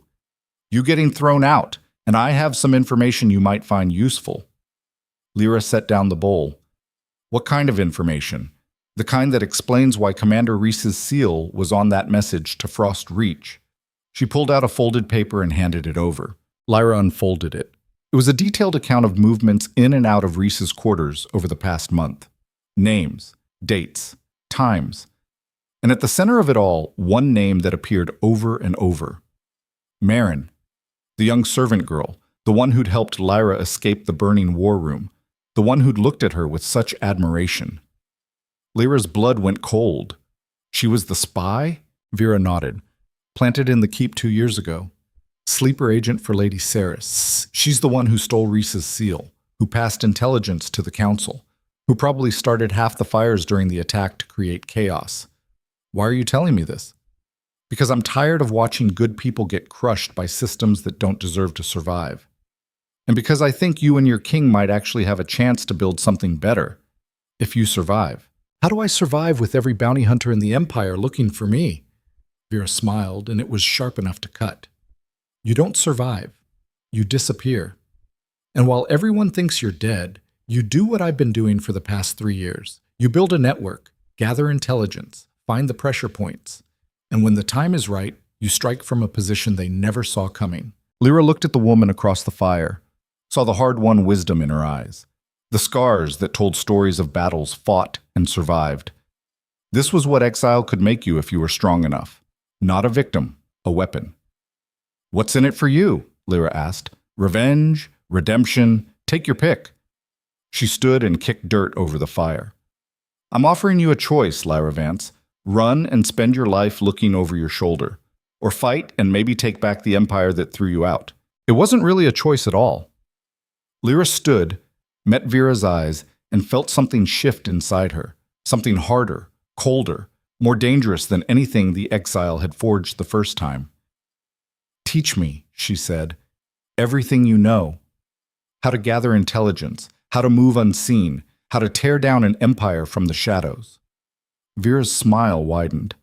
Now you're thinking like a survivor. They broke camp and disappeared into the forest, leaving no trace they'd ever been there. Behind them, bounty hunters were already spreading out, searching for a woman who would never be found. Because Lyra Vance was done running, done pleading, done trying to change the empire by playing by its rules.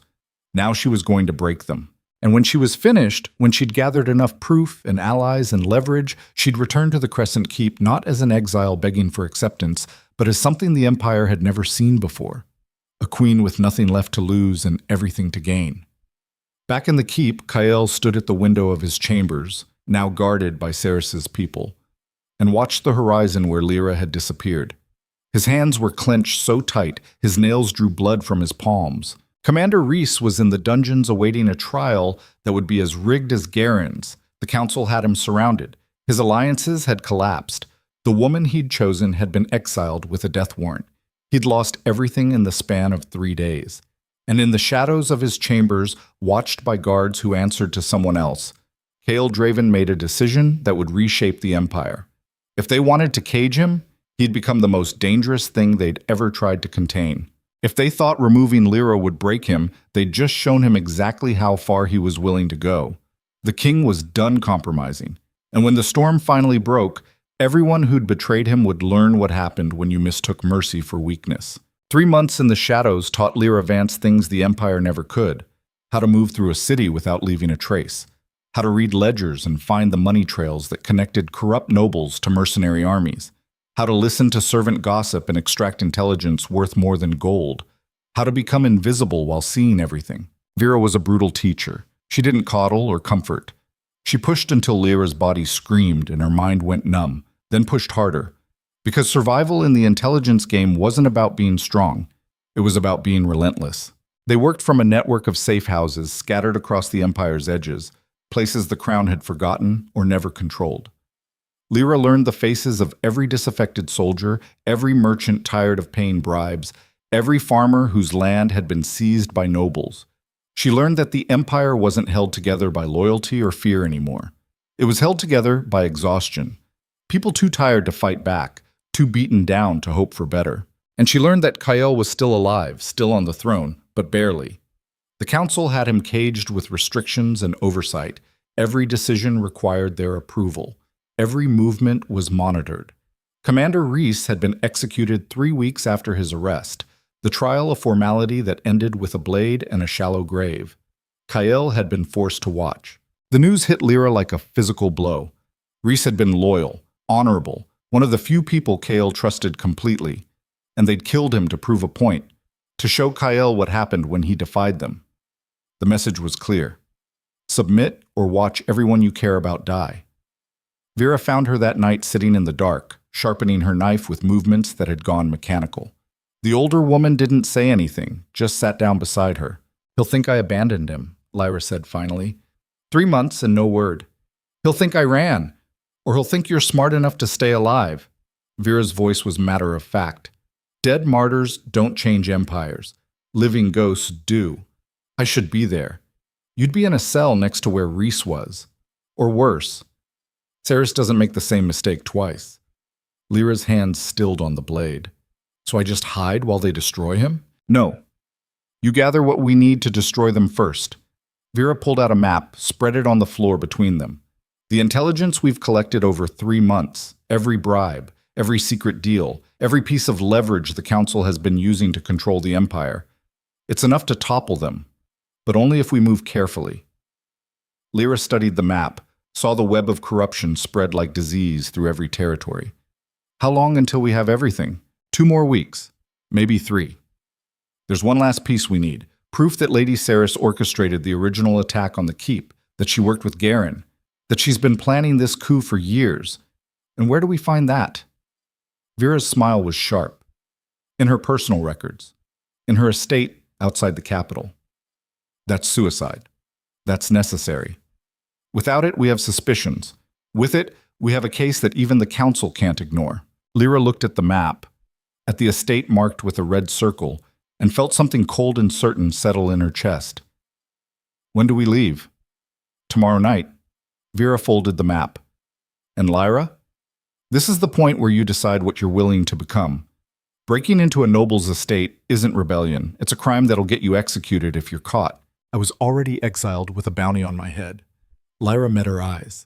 "I stopped caring about their laws when they stopped protecting anyone but themselves. The estate was everything Lyra expected. High walls, armed guards. The kind of security that screamed, 'We have things worth stealing.'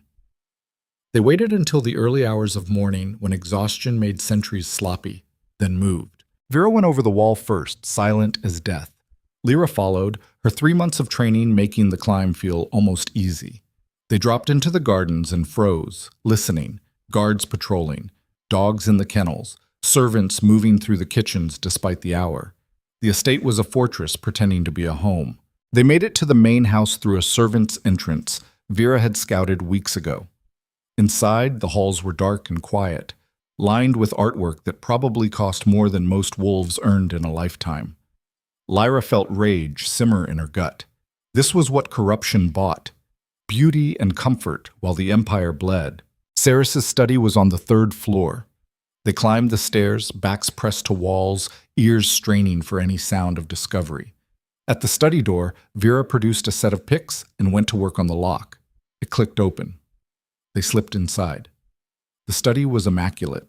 Desk organized, books shelved, everything in its place.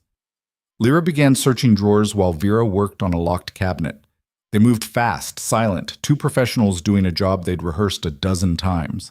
Lyra found the first ledger in a false bottom drawer. Payments to mercenary companies. Bribes to council members. Funds diverted from imperial coffers. It was a map of corruption so blatant it took her breath away. Vera found the letters in the cabinet. Correspondence with Lord Garen dating back 2 years. Plans for the attack. Strategies for taking control of the council. Discussion of what to do with the king once he was neutralized. Some of the suggestions were exile. Others were execution disguised as accident. They'd been planning this for years, waiting for the right moment, and Lyra's challenge to Kael had given them the chaos they needed. "Got it," Vera whispered. "Let's move." That's when the lights came on. Lady Sarah stood in the doorway with a dozen guards behind her. She was dressed for bed, but her eyes were sharp and knowing. "I wondered when you'd try this," she said pleasantly. "Took you longer than I expected. Thought you'd be more desperate." Lyra's hand went to her knife. Vera was already calculating exits, but there were none. They were trapped. Sarah stepped into the room. "You've been busy these 3 months, building your little network, gathering your evidence, thinking you could bring me down with ledgers and letters." She laughed, brittle and cold. "Did you really think I wouldn't know? That I don't have people watching you the same way you're watching me?" "How long?" Lyra asked. "Since the 2nd week." Saris moved to her desk, picked up one of the ledgers they'd pulled. "I let you gather all this information because it saves me the trouble of destroying it myself. Now it'll all burn, along with you." The guards moved forward. Lyra and Vera went back to back, weapons drawn. The math was simple and ugly. 12 trained guards against 2 exhausted spies. This was going to end bloody. "Wait," Saris said. The guard stopped. "I have a better idea." She looked at Lyra with something like satisfaction. "You want to save your king? Want to stop the council from destroying him? I'll give you that chance. What's the catch? You come back to the capital, publicly. You confess that you were working against the Empire, that you manipulated Kael, that everything that's happened is your fault. You take the blame, accept execution, and I'll convince the council to ease restrictions on him." "That's a lie," Vera spat. "You'll kill her and keep controlling him anyway." "Probably," Saris agreed, "but it's the only offer on the table," her eyes fixed on Lyra. "So what matters more? Your life or his freedom?" Lyra felt the trap close around her. This was what they'd wanted from the start. A scapegoat. Someone to blame for the Empire's instability. Kill her, and Kael would be broken, would submit, would become the puppet king they wanted. And if she refused, they'd kill her here and burn the evidence and nothing would change. There was a lesson in this. Power didn't care about justice or truth. It cared about control. And it would sacrifice anyone to maintain it. "I'll do it," Lyra said. Vera grabbed her arm. "No, we fight. We die fighting if we have to, but we don't give them this. If we die here, Kael never knows the truth, never has a chance." Lyra met Saris's eyes. "I want guarantees, written, witnessed, that he'll be released from council oversight if I confess. You're not in a position to negotiate. Then kill me now and explain to the Empire why you murdered an exile in your private study. See how that plays with your carefully maintained reputation." Saris's expression hardened. "Fine. You'll have your guarantees for whatever they're worth." She gestured to the guards. "Take them. Separate cells and send word to the capital. Tell them we've captured the traitor Lyra Vance and she's ready to confess her crimes." The guards moved in. Lyra didn't resist as they chained her wrists.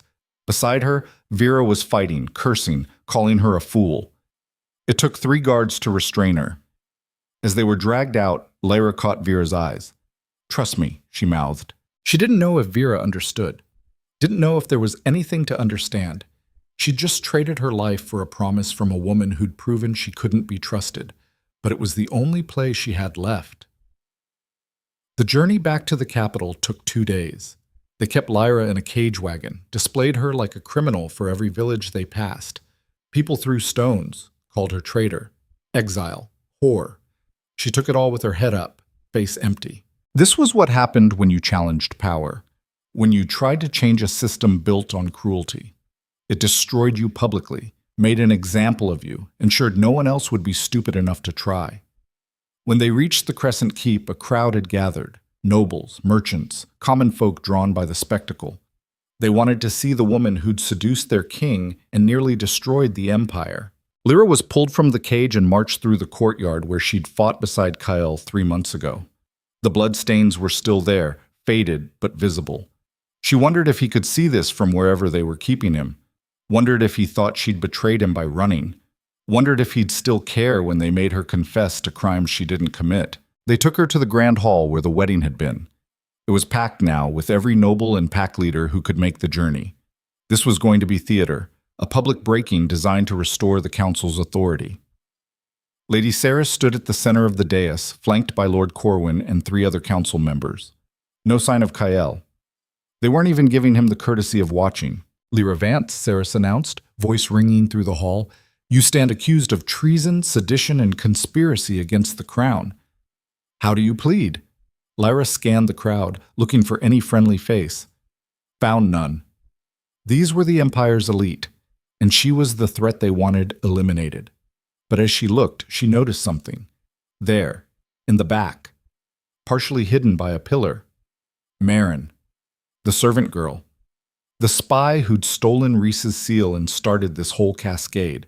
And she was watching Lyra with something that looked like fear. That's when Lyra understood. Marin hadn't been at the estate, hadn't been mentioned in any of Saris's plans, because Saris had burned her own asset to maintain control, had probably already decided Marin knew too much. An idea formed. Reckless. Desperate. But it was something. Lyra turned to face Saris.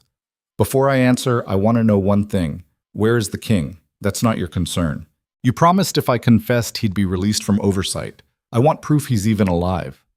Saris's smile tightened. The king is indisposed. He'll be informed of the proceedings. He's in a cell, Lyra said loudly, making sure everyone heard. Your own king, imprisoned in his own keep by a council that's supposed to serve him. Murmurs rippled through the crowd. Saris's expression went cold. You're in no position to... Where's Commander Rhys? Lyra cut her off. The loyal officer you executed for treason based on forged evidence? The murmurs grew louder. Saris stepped forward. That's enough. You will answer the charges or what? You'll kill me anyway? Lyra laughed, harsh and brittle. You were going to do that the moment I confessed. You don't want justice. You want a scapegoat. The hall was getting restless now. Some nobles were shifting uncomfortably. Others were watching with sharp interest. Lyra was gambling everything on the hope that some of them, even just a few, were tired of Saris's control. She turned to address the crowd directly. 3 months ago, I challenged King Kael at a wedding. I dared him to be more than a figurehead. And you know what he did? He chose truth over tradition. He chose to build something better instead of maintaining something broken. And for that, this council destroyed him. Saris's voice cracked like a whip. Guards, remove her, move! But Lyra wasn't done. She pointed at Marin, still hiding by the pillar. Ask her. Ask the servant who stole Commander Rhys's seal. Ask who gave her orders. Ask who orchestrated the attack on the keep. All eyes turned to Marin. The girl went white. Saris's face flushed with rage. That's a lie! She's desperate, trying to... Then let her deny it under oath, Lyra challenged. Let her swear before this entire assembly that she didn't work for you. Saris opened her mouth, then closed it. The trap was sprung. If she refused, it looked like an admission. If she agreed and Marin broke, everything fell apart. In that moment of hesitation, the doors to the hall burst open. Kael Draven walked in, and he looked like something carved from stone and fury. His clothes were simple, no crown, no ceremony. But he moved like a king anyway, like he was done playing by rules that didn't serve anyone but tyrants. Behind him were soldiers, not Saris's guards. Different uniforms, different allegiances. Lyra's heart stuttered in her chest. Kael crossed the hall, and the crowd parted like he was carrying plague. His eyes found Lyra's for one burning moment, and she saw relief and rage and something fiercer than either. Then he turned to face Sari. You imprisoned your king, he said, voice carrying to every corner. Called it protection. You executed my commander on false charges, called it justice. And you exiled the woman I chose because she dared speak truth, called it necessity. Saris lifted her chin. We did what was required to stabilize. You did what was required to seize power, Kael cut her off. But you made one mistake. You assumed I'd stay caged. How did you... Saris's composure cracked.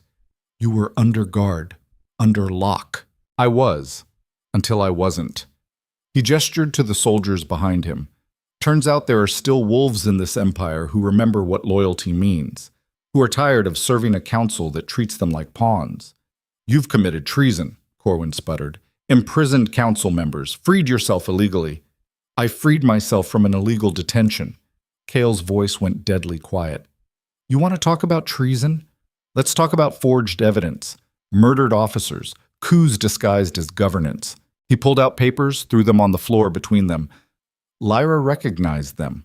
The documents she and Vera had stolen from Ceres's estate. But we destroyed those, Ceres breathed. Kael's smile was sharp enough to draw blood. You destroyed copies. My people got the originals out before your guards showed up. Turns out I'm not the only one who knows how to plan. The hall erupted, nobles shouted, pack leaders demanded explanations. Ceres looked around wildly, seeing her support crumbling in real time. Lyra felt something surge in her chest, hope mixed with disbelief. He'd done it, broken free, turned the trap back on them. Kael moved to where Lyra stood in chains. He didn't ask permission, just drew his sword and cut through the bindings with a single strike. His hand found hers, squeezed once. You came back, he said quietly. Couldn't let them win. His eyes searched hers. I thought you were dead. Thought they'd killed you and buried you somewhere I'd never find. I was learning, planning, waiting for the right moment. Looks like we chose the same moment. Around them, chaos reigned. Ceres was screaming for her guards, but half of them weren't moving. The other half were looking at Kael like maybe, just maybe, he was still their king. Lord Corwin tried to rally support. This is an act of tyranny. The council has the authority. The council, Kael's voice cut through the noise like steel, is dissolved, effective immediately. You've proven you can't be trusted with power, so I'm taking it back. You can't, Ceres hissed. The law serves the Empire, not the Council, and the Empire is bleeding because of you. He addressed the hall, every eye on him. For 5 years I tried to hold this together through compromise and tradition, and it nearly destroyed everything, so here's what happens now. New Council, chosen by merit, not birthright, new laws, written to protect the weak, not empower the strong. And anyone who has a problem with that can challenge me directly. Silence. Absolute. No one moved. Then, from the back of the hall, a pack leader Lyra didn't recognize stepped forward. And if we support this, what do we get? A chance to build something that lasts, Kael said. An empire that doesn't eat itself from within. And my word that every wolf in this territory will be judged by their actions, not their bloodline. The pack leader considered, then nodded. I'm in. Another stepped forward. And I, then another, and another. Not all of them. Not even most. But enough. Enough to shift the balance. Ceres saw it happening, saw her power draining away like blood from a wound. She went for the weapon at her belt. Kael moved faster. His sword came up, knocked her blade away before she could draw it fully. She stumbled back, fury and fear warring on her face. You're making a mistake, she spat. This empire needs order, structure. Without it, chaos— We already have chaos, Lyra said, stepping forward. You created it, fed it, used it to justify controlling everything. But chaos isn't the absence of order. It's what happens when order becomes oppression. Ceres's eyes fixed on her with pure hatred. You. This is all your fault. If you'd never challenged him, never what? Made him remember what he was supposed to be? Lyra moved closer, fearless now. You're right. I did change him. Made him see that strength isn't about control. It's about courage. And you're terrified because you know your time is over. Ceres lunged. Not for a weapon. For Lyra herself, hands going for her throat with the desperation of someone who'd lost everything. Lyra sidestepped, caught her wrist, twisted. Ceres went down hard. Around them, guards moved in, but Kael raised a hand. Let her get up, he said. Ceres rose slowly, breathing hard. Her perfect composure was shattered. She looked old suddenly, and small, and utterly defeated. You're under arrest, Kael said quietly. For conspiracy, for murder, for treason against the crown you swore to serve. You'll stand trial. A real one. With evidence and witnesses and law. You'll regret this, Ceres said, but there was no power in it now, just the hollow threat of someone who'd already lost. Maybe, Kael agreed, but I'd regret doing nothing more. Guards took her away. Corwin and the other council members who'd supported her were next. The hall slowly emptied, nobles and pack leaders filing out in stunned silence. When it was finally quiet, Kael and Lyra stood in the center of the grand hall where this had all started. 3 months ago, she'd challenged him in this exact spot. Now they were standing in the wreckage of the empire they'd torn apart to rebuild. I can't believe that worked, Lyra said finally. It almost didn't. Kale's hand was still gripping hers like he was afraid she'd vanish. Vera got word to some of my people, told them where you were, what you'd found. We coordinated the break and the evidence dump to hit at the same time. Vera's alive? And very angry at you for offering to sacrifice yourself. She thinks you're an idiot. She's not wrong. Kale turned to face her fully. What you did? Offering to confess? To die. For me. For the Empire, Lyra corrected. For the chance to change it. For me, Kale repeated. Don't pretend it wasn't. She met his eyes and saw the question there. The same one she'd been avoiding for 3 months. What were they to each other? Partners? Allies? Something more? Yeah, she admitted. For you. He pulled her close then and kissed her like he had in front of the whole empire, but different now. Not a declaration or a dare, just two people who'd survived hell and found each other on the other side. When they broke apart, Kael rested his forehead against hers. We still have a war coming. Frost Reach. The nobles who supported Ceres. Half the empire probably wants us dead. I know. And rebuilding is going to be harder than destroying. People resist change even when the old way is killing them. I know that too. So why are you smiling? Because, Lyra said, we're still here, still fighting, and for the first time since I walked back into this empire, I actually believe we might win. Kale's arms tightened around her. We will. But it won't be clean, won't be easy. It'll be bloody and brutal, and there'll be days we want to give up. Then we'll remind each other why we started. They stood there in the empty hall as dawn broke through the high windows, painting everything in gold and shadow. Outside, an empire was waking to news of the council's fall. Some would celebrate, some would rage, some would begin plotting revenge immediately. But in that moment, Lyra Vance and Kale Draven had something they hadn't had in months. A chance. The doors burst open again. Commander Reese— No, not Reese, he was dead. This was a new face, young and fierce, one of the soldiers who'd helped free Kael. Your Majesty, he said, breathing hard. Scouts report movement on the northern border. Frost Reach. They're marching. How many? 6,000, maybe more. They'll be at the border in 2 days. Kael's expression went cold and tactical. Send riders to every loyal pack. Full mobilization. We meet them at Blackridge Pass. It's defensible. The soldier saluted and ran. Kael turned back to Lyra. This is it. The real test. If we lose this battle, everything we just won gets erased. Then we don't lose. We're outnumbered 2-1. We've been outnumbered since the start. Lyra felt something fierce and certain rise in her chest. But we're still here. Kael studied her face, saw the same stubborn refusal to quit that had started this whole cascade. You know this might be the last fight, right? If Frost Reach takes us, there's no coming back. I know. And you're still in? Lyra thought about the exile, the months in the shadows, the trial and the coup, and every moment where it would have been easier to run. Thought about Vera's words. Dead martyrs don't change empires. Living ghosts do. But sometimes, she'd learned, you had to be willing to become a martyr to prove you weren't a ghost.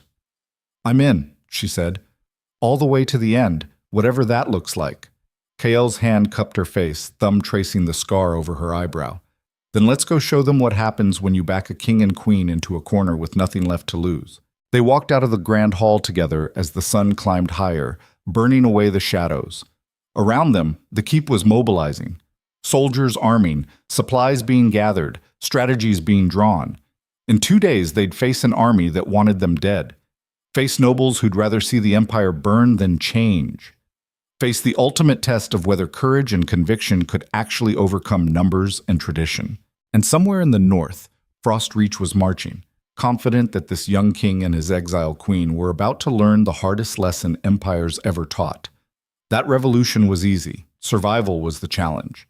But as Lyra Vance strapped on armor and sharpened her blade, as Kael Draven stood before maps planning how to defend the indefensible, as an empire held its breath waiting to see if hope was stronger than history, one truth became crystalline and undeniable. They'd come too far to fall now, and if Frost Reach wanted this empire, they'd have to pry it from the hands of two people who'd already died and come back meaner. The war was coming, and when it arrived, the empire would discover what happens when you give broken people a reason to fight. They became unbreakable. Blackridge Pass was a scar cut through the northern mountains, a narrow gorge where armies had bled for centuries. The ground was still stained from battles fought generations ago, and as Lyra stood at the entrance looking at the terrain, she understood why Kyle had chosen it. This wasn't a place you won through numbers.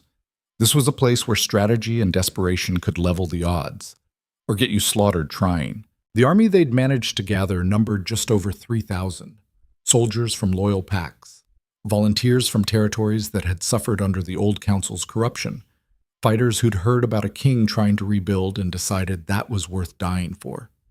It wasn't enough.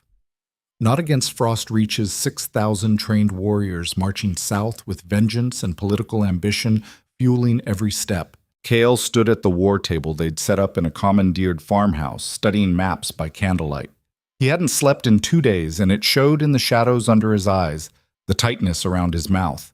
Lyra watched him trace possible attack routes with fingers that had held her so gently just hours ago, and would soon be wrapped around a sword cutting through flesh. This was what leadership looked like when you stripped away the crown and ceremony. Just a man trying to save everyone who'd trusted him enough to follow. "We funnel them here," Kyle said, pointing to the narrowest part of the pass. "Use archers on the ridge to cut down their advance. They'll have to come at us in smaller groups. Negates their numbers." "For a while," one of his commanders said, a grizzled fighter named Torsten, who'd served Kyle's father. "But they'll adapt. Push through with shields. Once they break our line, it's over. Then we don't let them break it. And if they flank, circle around through the eastern ravines?" Kyle's jaw tightened. "Then we die. But we make them pay for every foot of ground." The room went quiet. Everyone knew the math. This was a desperate gamble, and the odds were brutal. But no one suggested retreat.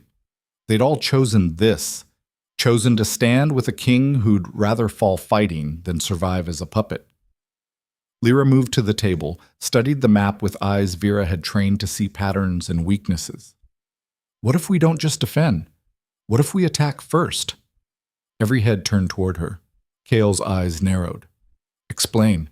"They're expecting us to hole up and wait. Play defensive because we're outnumbered." She traced a line on the map. "But Frost Reach is marching in formation. Organized, confident. What if we hit them before they even reach the pass? Guerrilla strikes, fast and brutal. Disrupt their supply lines, make them paranoid." "That's suicide," Torsten said flatly. "We don't have the numbers for offensive operations." "We don't have the numbers for anything," Lyra countered. "But fear is a weapon. Right now they think we're cornered and desperate. Let's show them cornered things are the most dangerous." Kyle studied the map, and Lyra could see him working through scenarios, calculating risks. It's reckless. It's unexpected. And unexpected is the only advantage we have. For a long moment, silence. Then Kyle nodded slowly. "We split our forces. 2,000 hold the pass. 1,000 with me for the strikes. We hit them tonight while they're setting camp. Kill their scouts. Burn their supplies. Make them understand this won't be the easy victory they're expecting." The commanders exchanged glances. Some looked doubtful. Others looked like maybe, just maybe, this insane plan could work. Torsten spoke first. "I'm in. Been waiting years to bloody Frost Reach's nose anyway." One by one, the others agreed. Kyle began issuing orders, his voice steady and certain despite the chaos of what they were about to do. Lyra watched him command and felt something fierce and painful twist in her chest. This was the man she'd challenged at a wedding, the one who'd kissed her in front of an empire, the one who'd broken himself free from a cage and gambled everything on building something better. And in a few hours, he'd ride into the dark to fight a battle that might kill him. When the commanders dispersed to prepare their units, Kyle and Lyra found themselves alone in the farmhouse. The candles had burned low. Outside, soldiers were sharpening weapons and checking armor with the quiet efficiency of people who knew death was coming. Kyle stood at the window, looking out at the camp. "You don't have to come with us tonight. You could stay with the defenders. Safer there." Lyra moved to stand beside him. "We're past safer. We crossed that line the moment I walked into your wedding." He turned to face her, and in the dim light she could see every scar, every mark that 5 years of ruling had carved into him. "If this goes wrong, then we go down fighting," she finished. "Together." His hand came up to cup her face, and the gesture was so gentle it hurt. "I need you to know something, in case we don't make it through this." Don't, Lyra said. Don't make this a goodbye speech. Just listen. He took a breath. 3 months ago, you walked into my life and challenged me to be more than I was. Made me remember that ruling isn't about control. It's about courage. And whatever happens tomorrow, that was worth it. You were worth it. Lyra felt her throat tighten. You're not allowed to die. We have too much work left to do. Then I guess I'll have to survive. He kissed her then, and it tasted like promises made in the face of impossible odds. Like two people choosing each other even when the world was burning down around them. When they broke apart, Lyra pressed her forehead to his and let herself have this one moment of vulnerability before the armor went back on. What you said earlier, Kael murmured, about cornered things being dangerous. You were talking about yourself. I was talking about both of us. They stood there as the night deepened and the camp prepared for war, two people who'd been broken and exiled and caged, who'd clawed their way back from nothing, who were about to walk into a fight that could end everything. And they went willingly, because some things were worth dying for. The raid began 2 hours before dawn, 1,000 soldiers moving through the dark like ghosts, guided by scouts who knew the terrain. Frost Reach had made camp 10 miles north of the pass, confident enough in their numbers to post minimal guards. That confidence was about to cost them. Kyle led the center assault. Lyra took a group of 30 to hit the supply wagons on the eastern flank. They moved in silence, weapons wrapped to prevent noise, faces darkened with ash. When they struck, it was with the brutal efficiency of wolves hunting prey. Lyra's group fell on the supply train like a storm. Guards went down before they could shout warnings.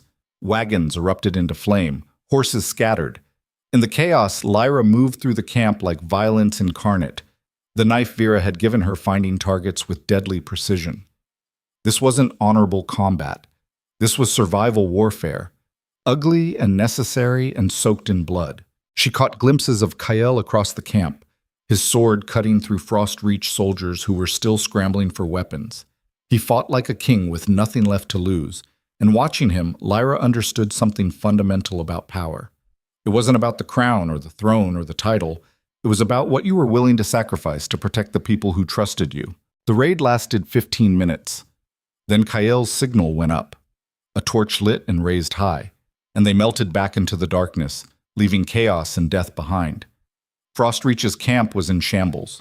Supplies burning, leadership shouting contradictory orders, soldiers paranoid and trigger-happy, attacking shadows. By the time dawn broke, Kael's forces were back at Black Ridge Pass, and Frost Reach was dealing with the aftermath of a nightmare. Did we slow them?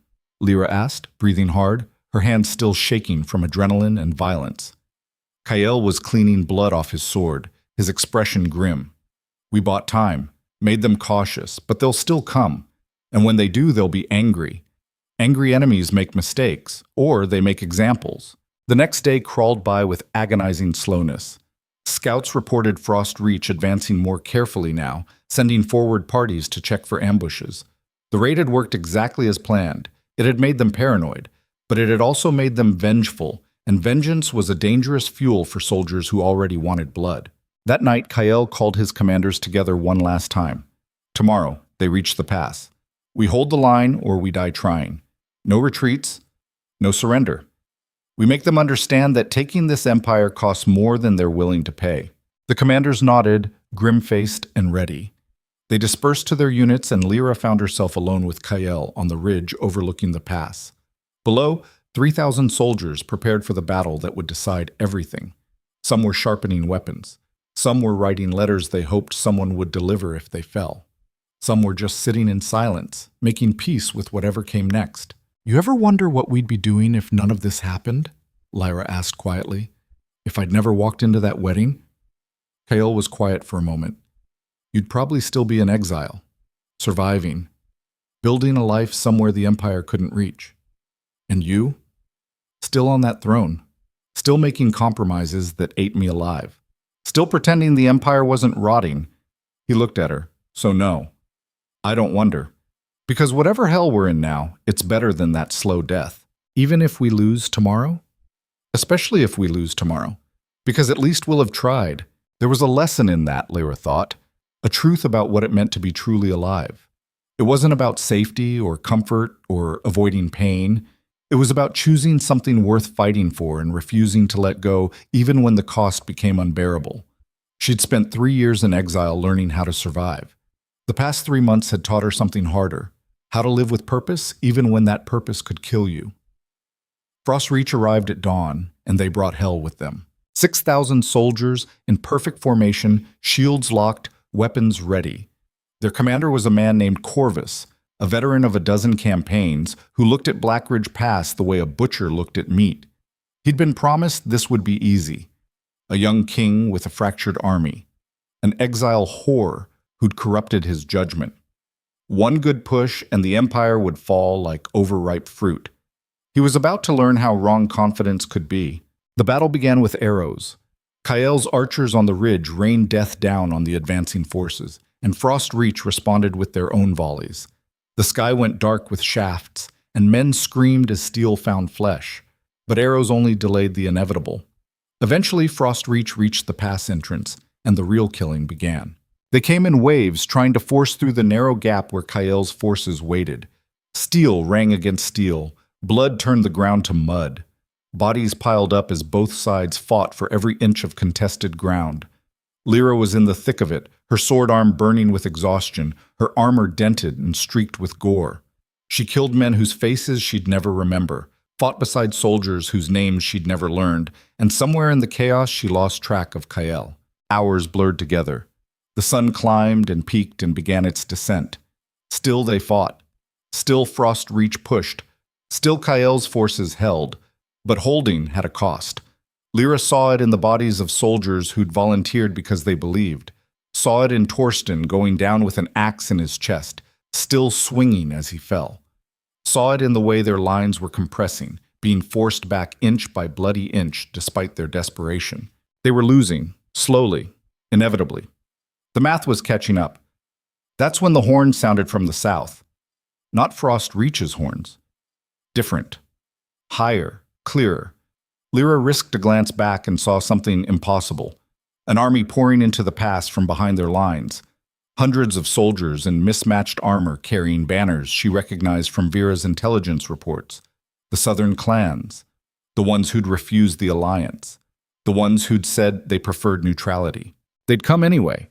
At their head rode Vera herself, looking like she'd ridden through hell to get here. She caught Lyra's eye across the battlefield and grinned, fierce and wild.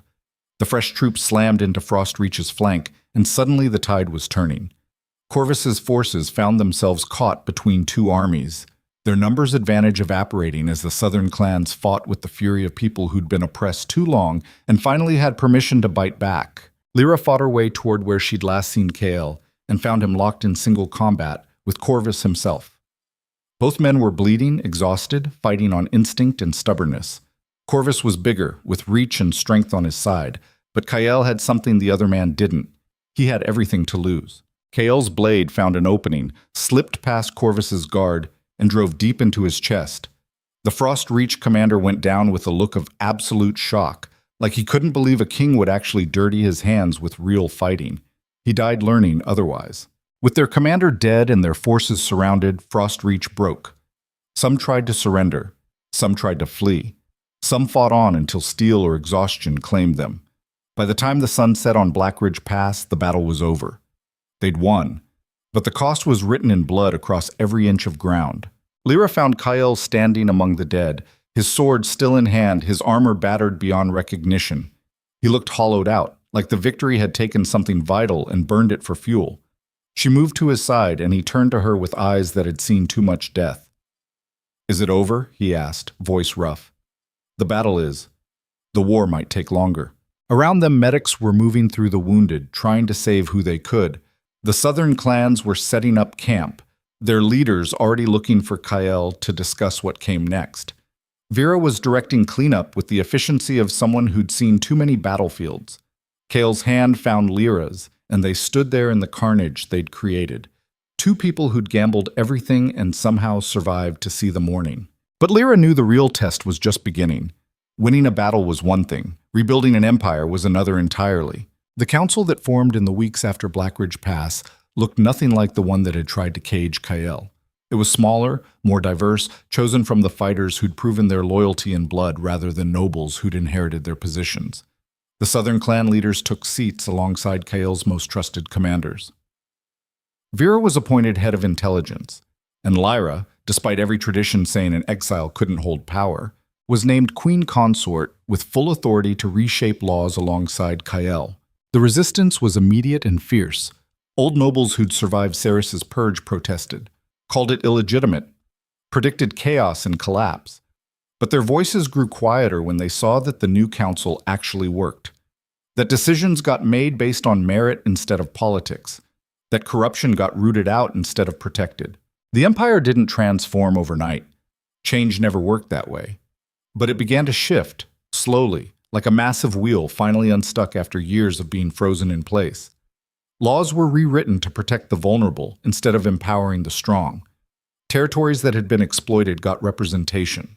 The wolf packs that had spent generations fighting over scraps learned that cooperation could be more profitable than conquest. And at the center of it all stood Kael and Lyra, two people who'd been broken by the Empire and refused to let that breaking define them. 6 months after Blackridge Pass, they held a ceremony in the Grand Hall where everything had started. Not a wedding, though many assumed. Instead, it was a coronation. Kael's, yes, but also Lyra's, a formal recognition that she wasn't just his partner, but a ruler in her own right. That the Empire would be governed by two people who understood both power and powerlessness. The hall was packed with wolves who'd fought at the pass, with southern clan members who'd taken the gamble, with common folk invited to witness history. No more exclusive gatherings of nobles deciding the fate of people they'd never met. This was a new empire trying to be born. As Lyra stood beside Kael and felt the weight of the crown settle onto her head, she thought about that moment 3 months ago when she'd walked into this very hall with nothing but rage and a reckless dare. She'd challenged a king, not knowing if he'd execute her or listen. And he'd done something she never expected. He'd heard her, really heard her, and together they'd torn down an empire built on fear and begun building something else, something fragile and uncertain, but genuine. After the ceremony, after the celebrations and speeches and political maneuvering, Kael and Lyra found themselves alone on the balcony overlooking the Crescent Keep, the same balcony where Kael had watched her ride into exile months ago, where he'd stood caged and helpless while his empire tried to destroy them both. Now they stood there as equals, as partners, as two people who'd chosen each other and refused to unchoose even when the world demanded it. "You know this doesn't get easier," Kael said quietly. "Every decision we make will be questioned. Every law we change will create enemies. We'll spend the rest of our lives fighting to hold this together." "I know," Lyra said, "but at least we'll be fighting for something real." He turned to face her, and in his eyes she saw the same thing she felt. Exhaustion mixed with hope. Scars mixed with determination. The understanding that they'd been given something rare and precious, a chance to matter, to build instead of destroy, to prove that power could be more than control. "No regrets?" he asked. Lyra thought about the exile, the betrayals, the battles and blood and moments where death felt like mercy. Thought about everything she'd lost and everything she'd gained. Then she looked at the empire spread out below them, still broken in places, still healing, but moving in a direction that felt like progress. "None," she said. "You?" Kael's hand found hers, and his smile was small but real. "Just one. That I didn't challenge you back at that wedding instead of you challenging me. Would have saved us a lot of trouble. Would have been a hell of a lot less interesting." They stood there as night fell over the empire, two rulers facing an impossible task, and for the first time in either of their lives, they felt something they'd never expected to feel. Peace. Not the peace of safety or certainty. The peace of knowing you'd found your purpose and the person you wanted to share it with. The peace of understanding that the fight would never truly end, but at least you wouldn't fight it alone. Somewhere in the keep below, Vera was training new intelligence operatives in the art of seeing through lies. The southern clans were negotiating trade agreements that would have been impossible under the old system. Former enemies were becoming reluctant allies, bound together by the fragile hope that maybe, just maybe, the empire could be more than it had been. And in the Grand Hall, where a reckless woman had once challenged a caged king, servants were already preparing for the next council session. The next debate. The next battle fought with words instead of swords. because that was what building something new looked like. Not a single moment of triumph, but 1,000 small victories fought every day against the inertia of history and the fear of change. Lyra Vance had walked back into an empire that exiled her, dared its king to be more than a figurehead, and somehow, impossibly, changed the world. Not because she was fearless, but because she'd been afraid and done it anyway. Not because she was strong, but because she'd been broken and refused to stay that way. Not because she knew she'd win, but because she knew losing while fighting for something real was better than surviving as a coward. And Kael Draven had learned that being a king wasn't about holding power. It was about knowing when to share it. When to listen to voices that challenged you. When to burn down the throne itself if that throne was built on suffering. Together, they'd created something that would outlast them both. An empire that measured strength not by who you could control, but by who you could protect. Not by fear, but by courage. Not by what you took, but by what you built. Years later, when historians wrote about the revolution that reshaped the empire, they would debate the details.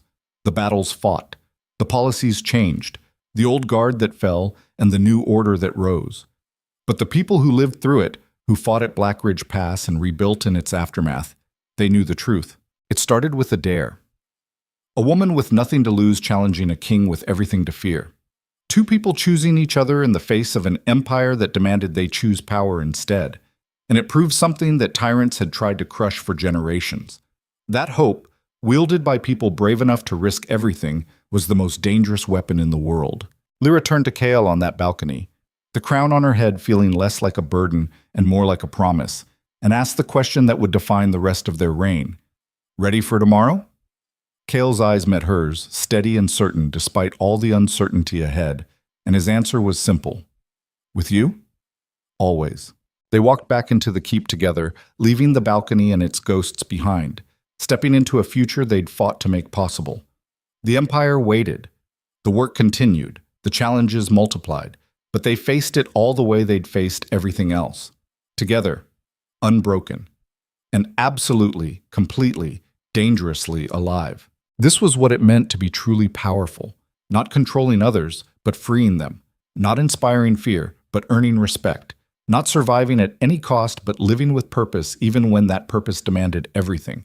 And in the end, when their reign passed into legend and their names became symbols of the revolution that changed the empire forever, the lesson they left behind was simple enough for anyone to understand. Courage isn't the absence of fear.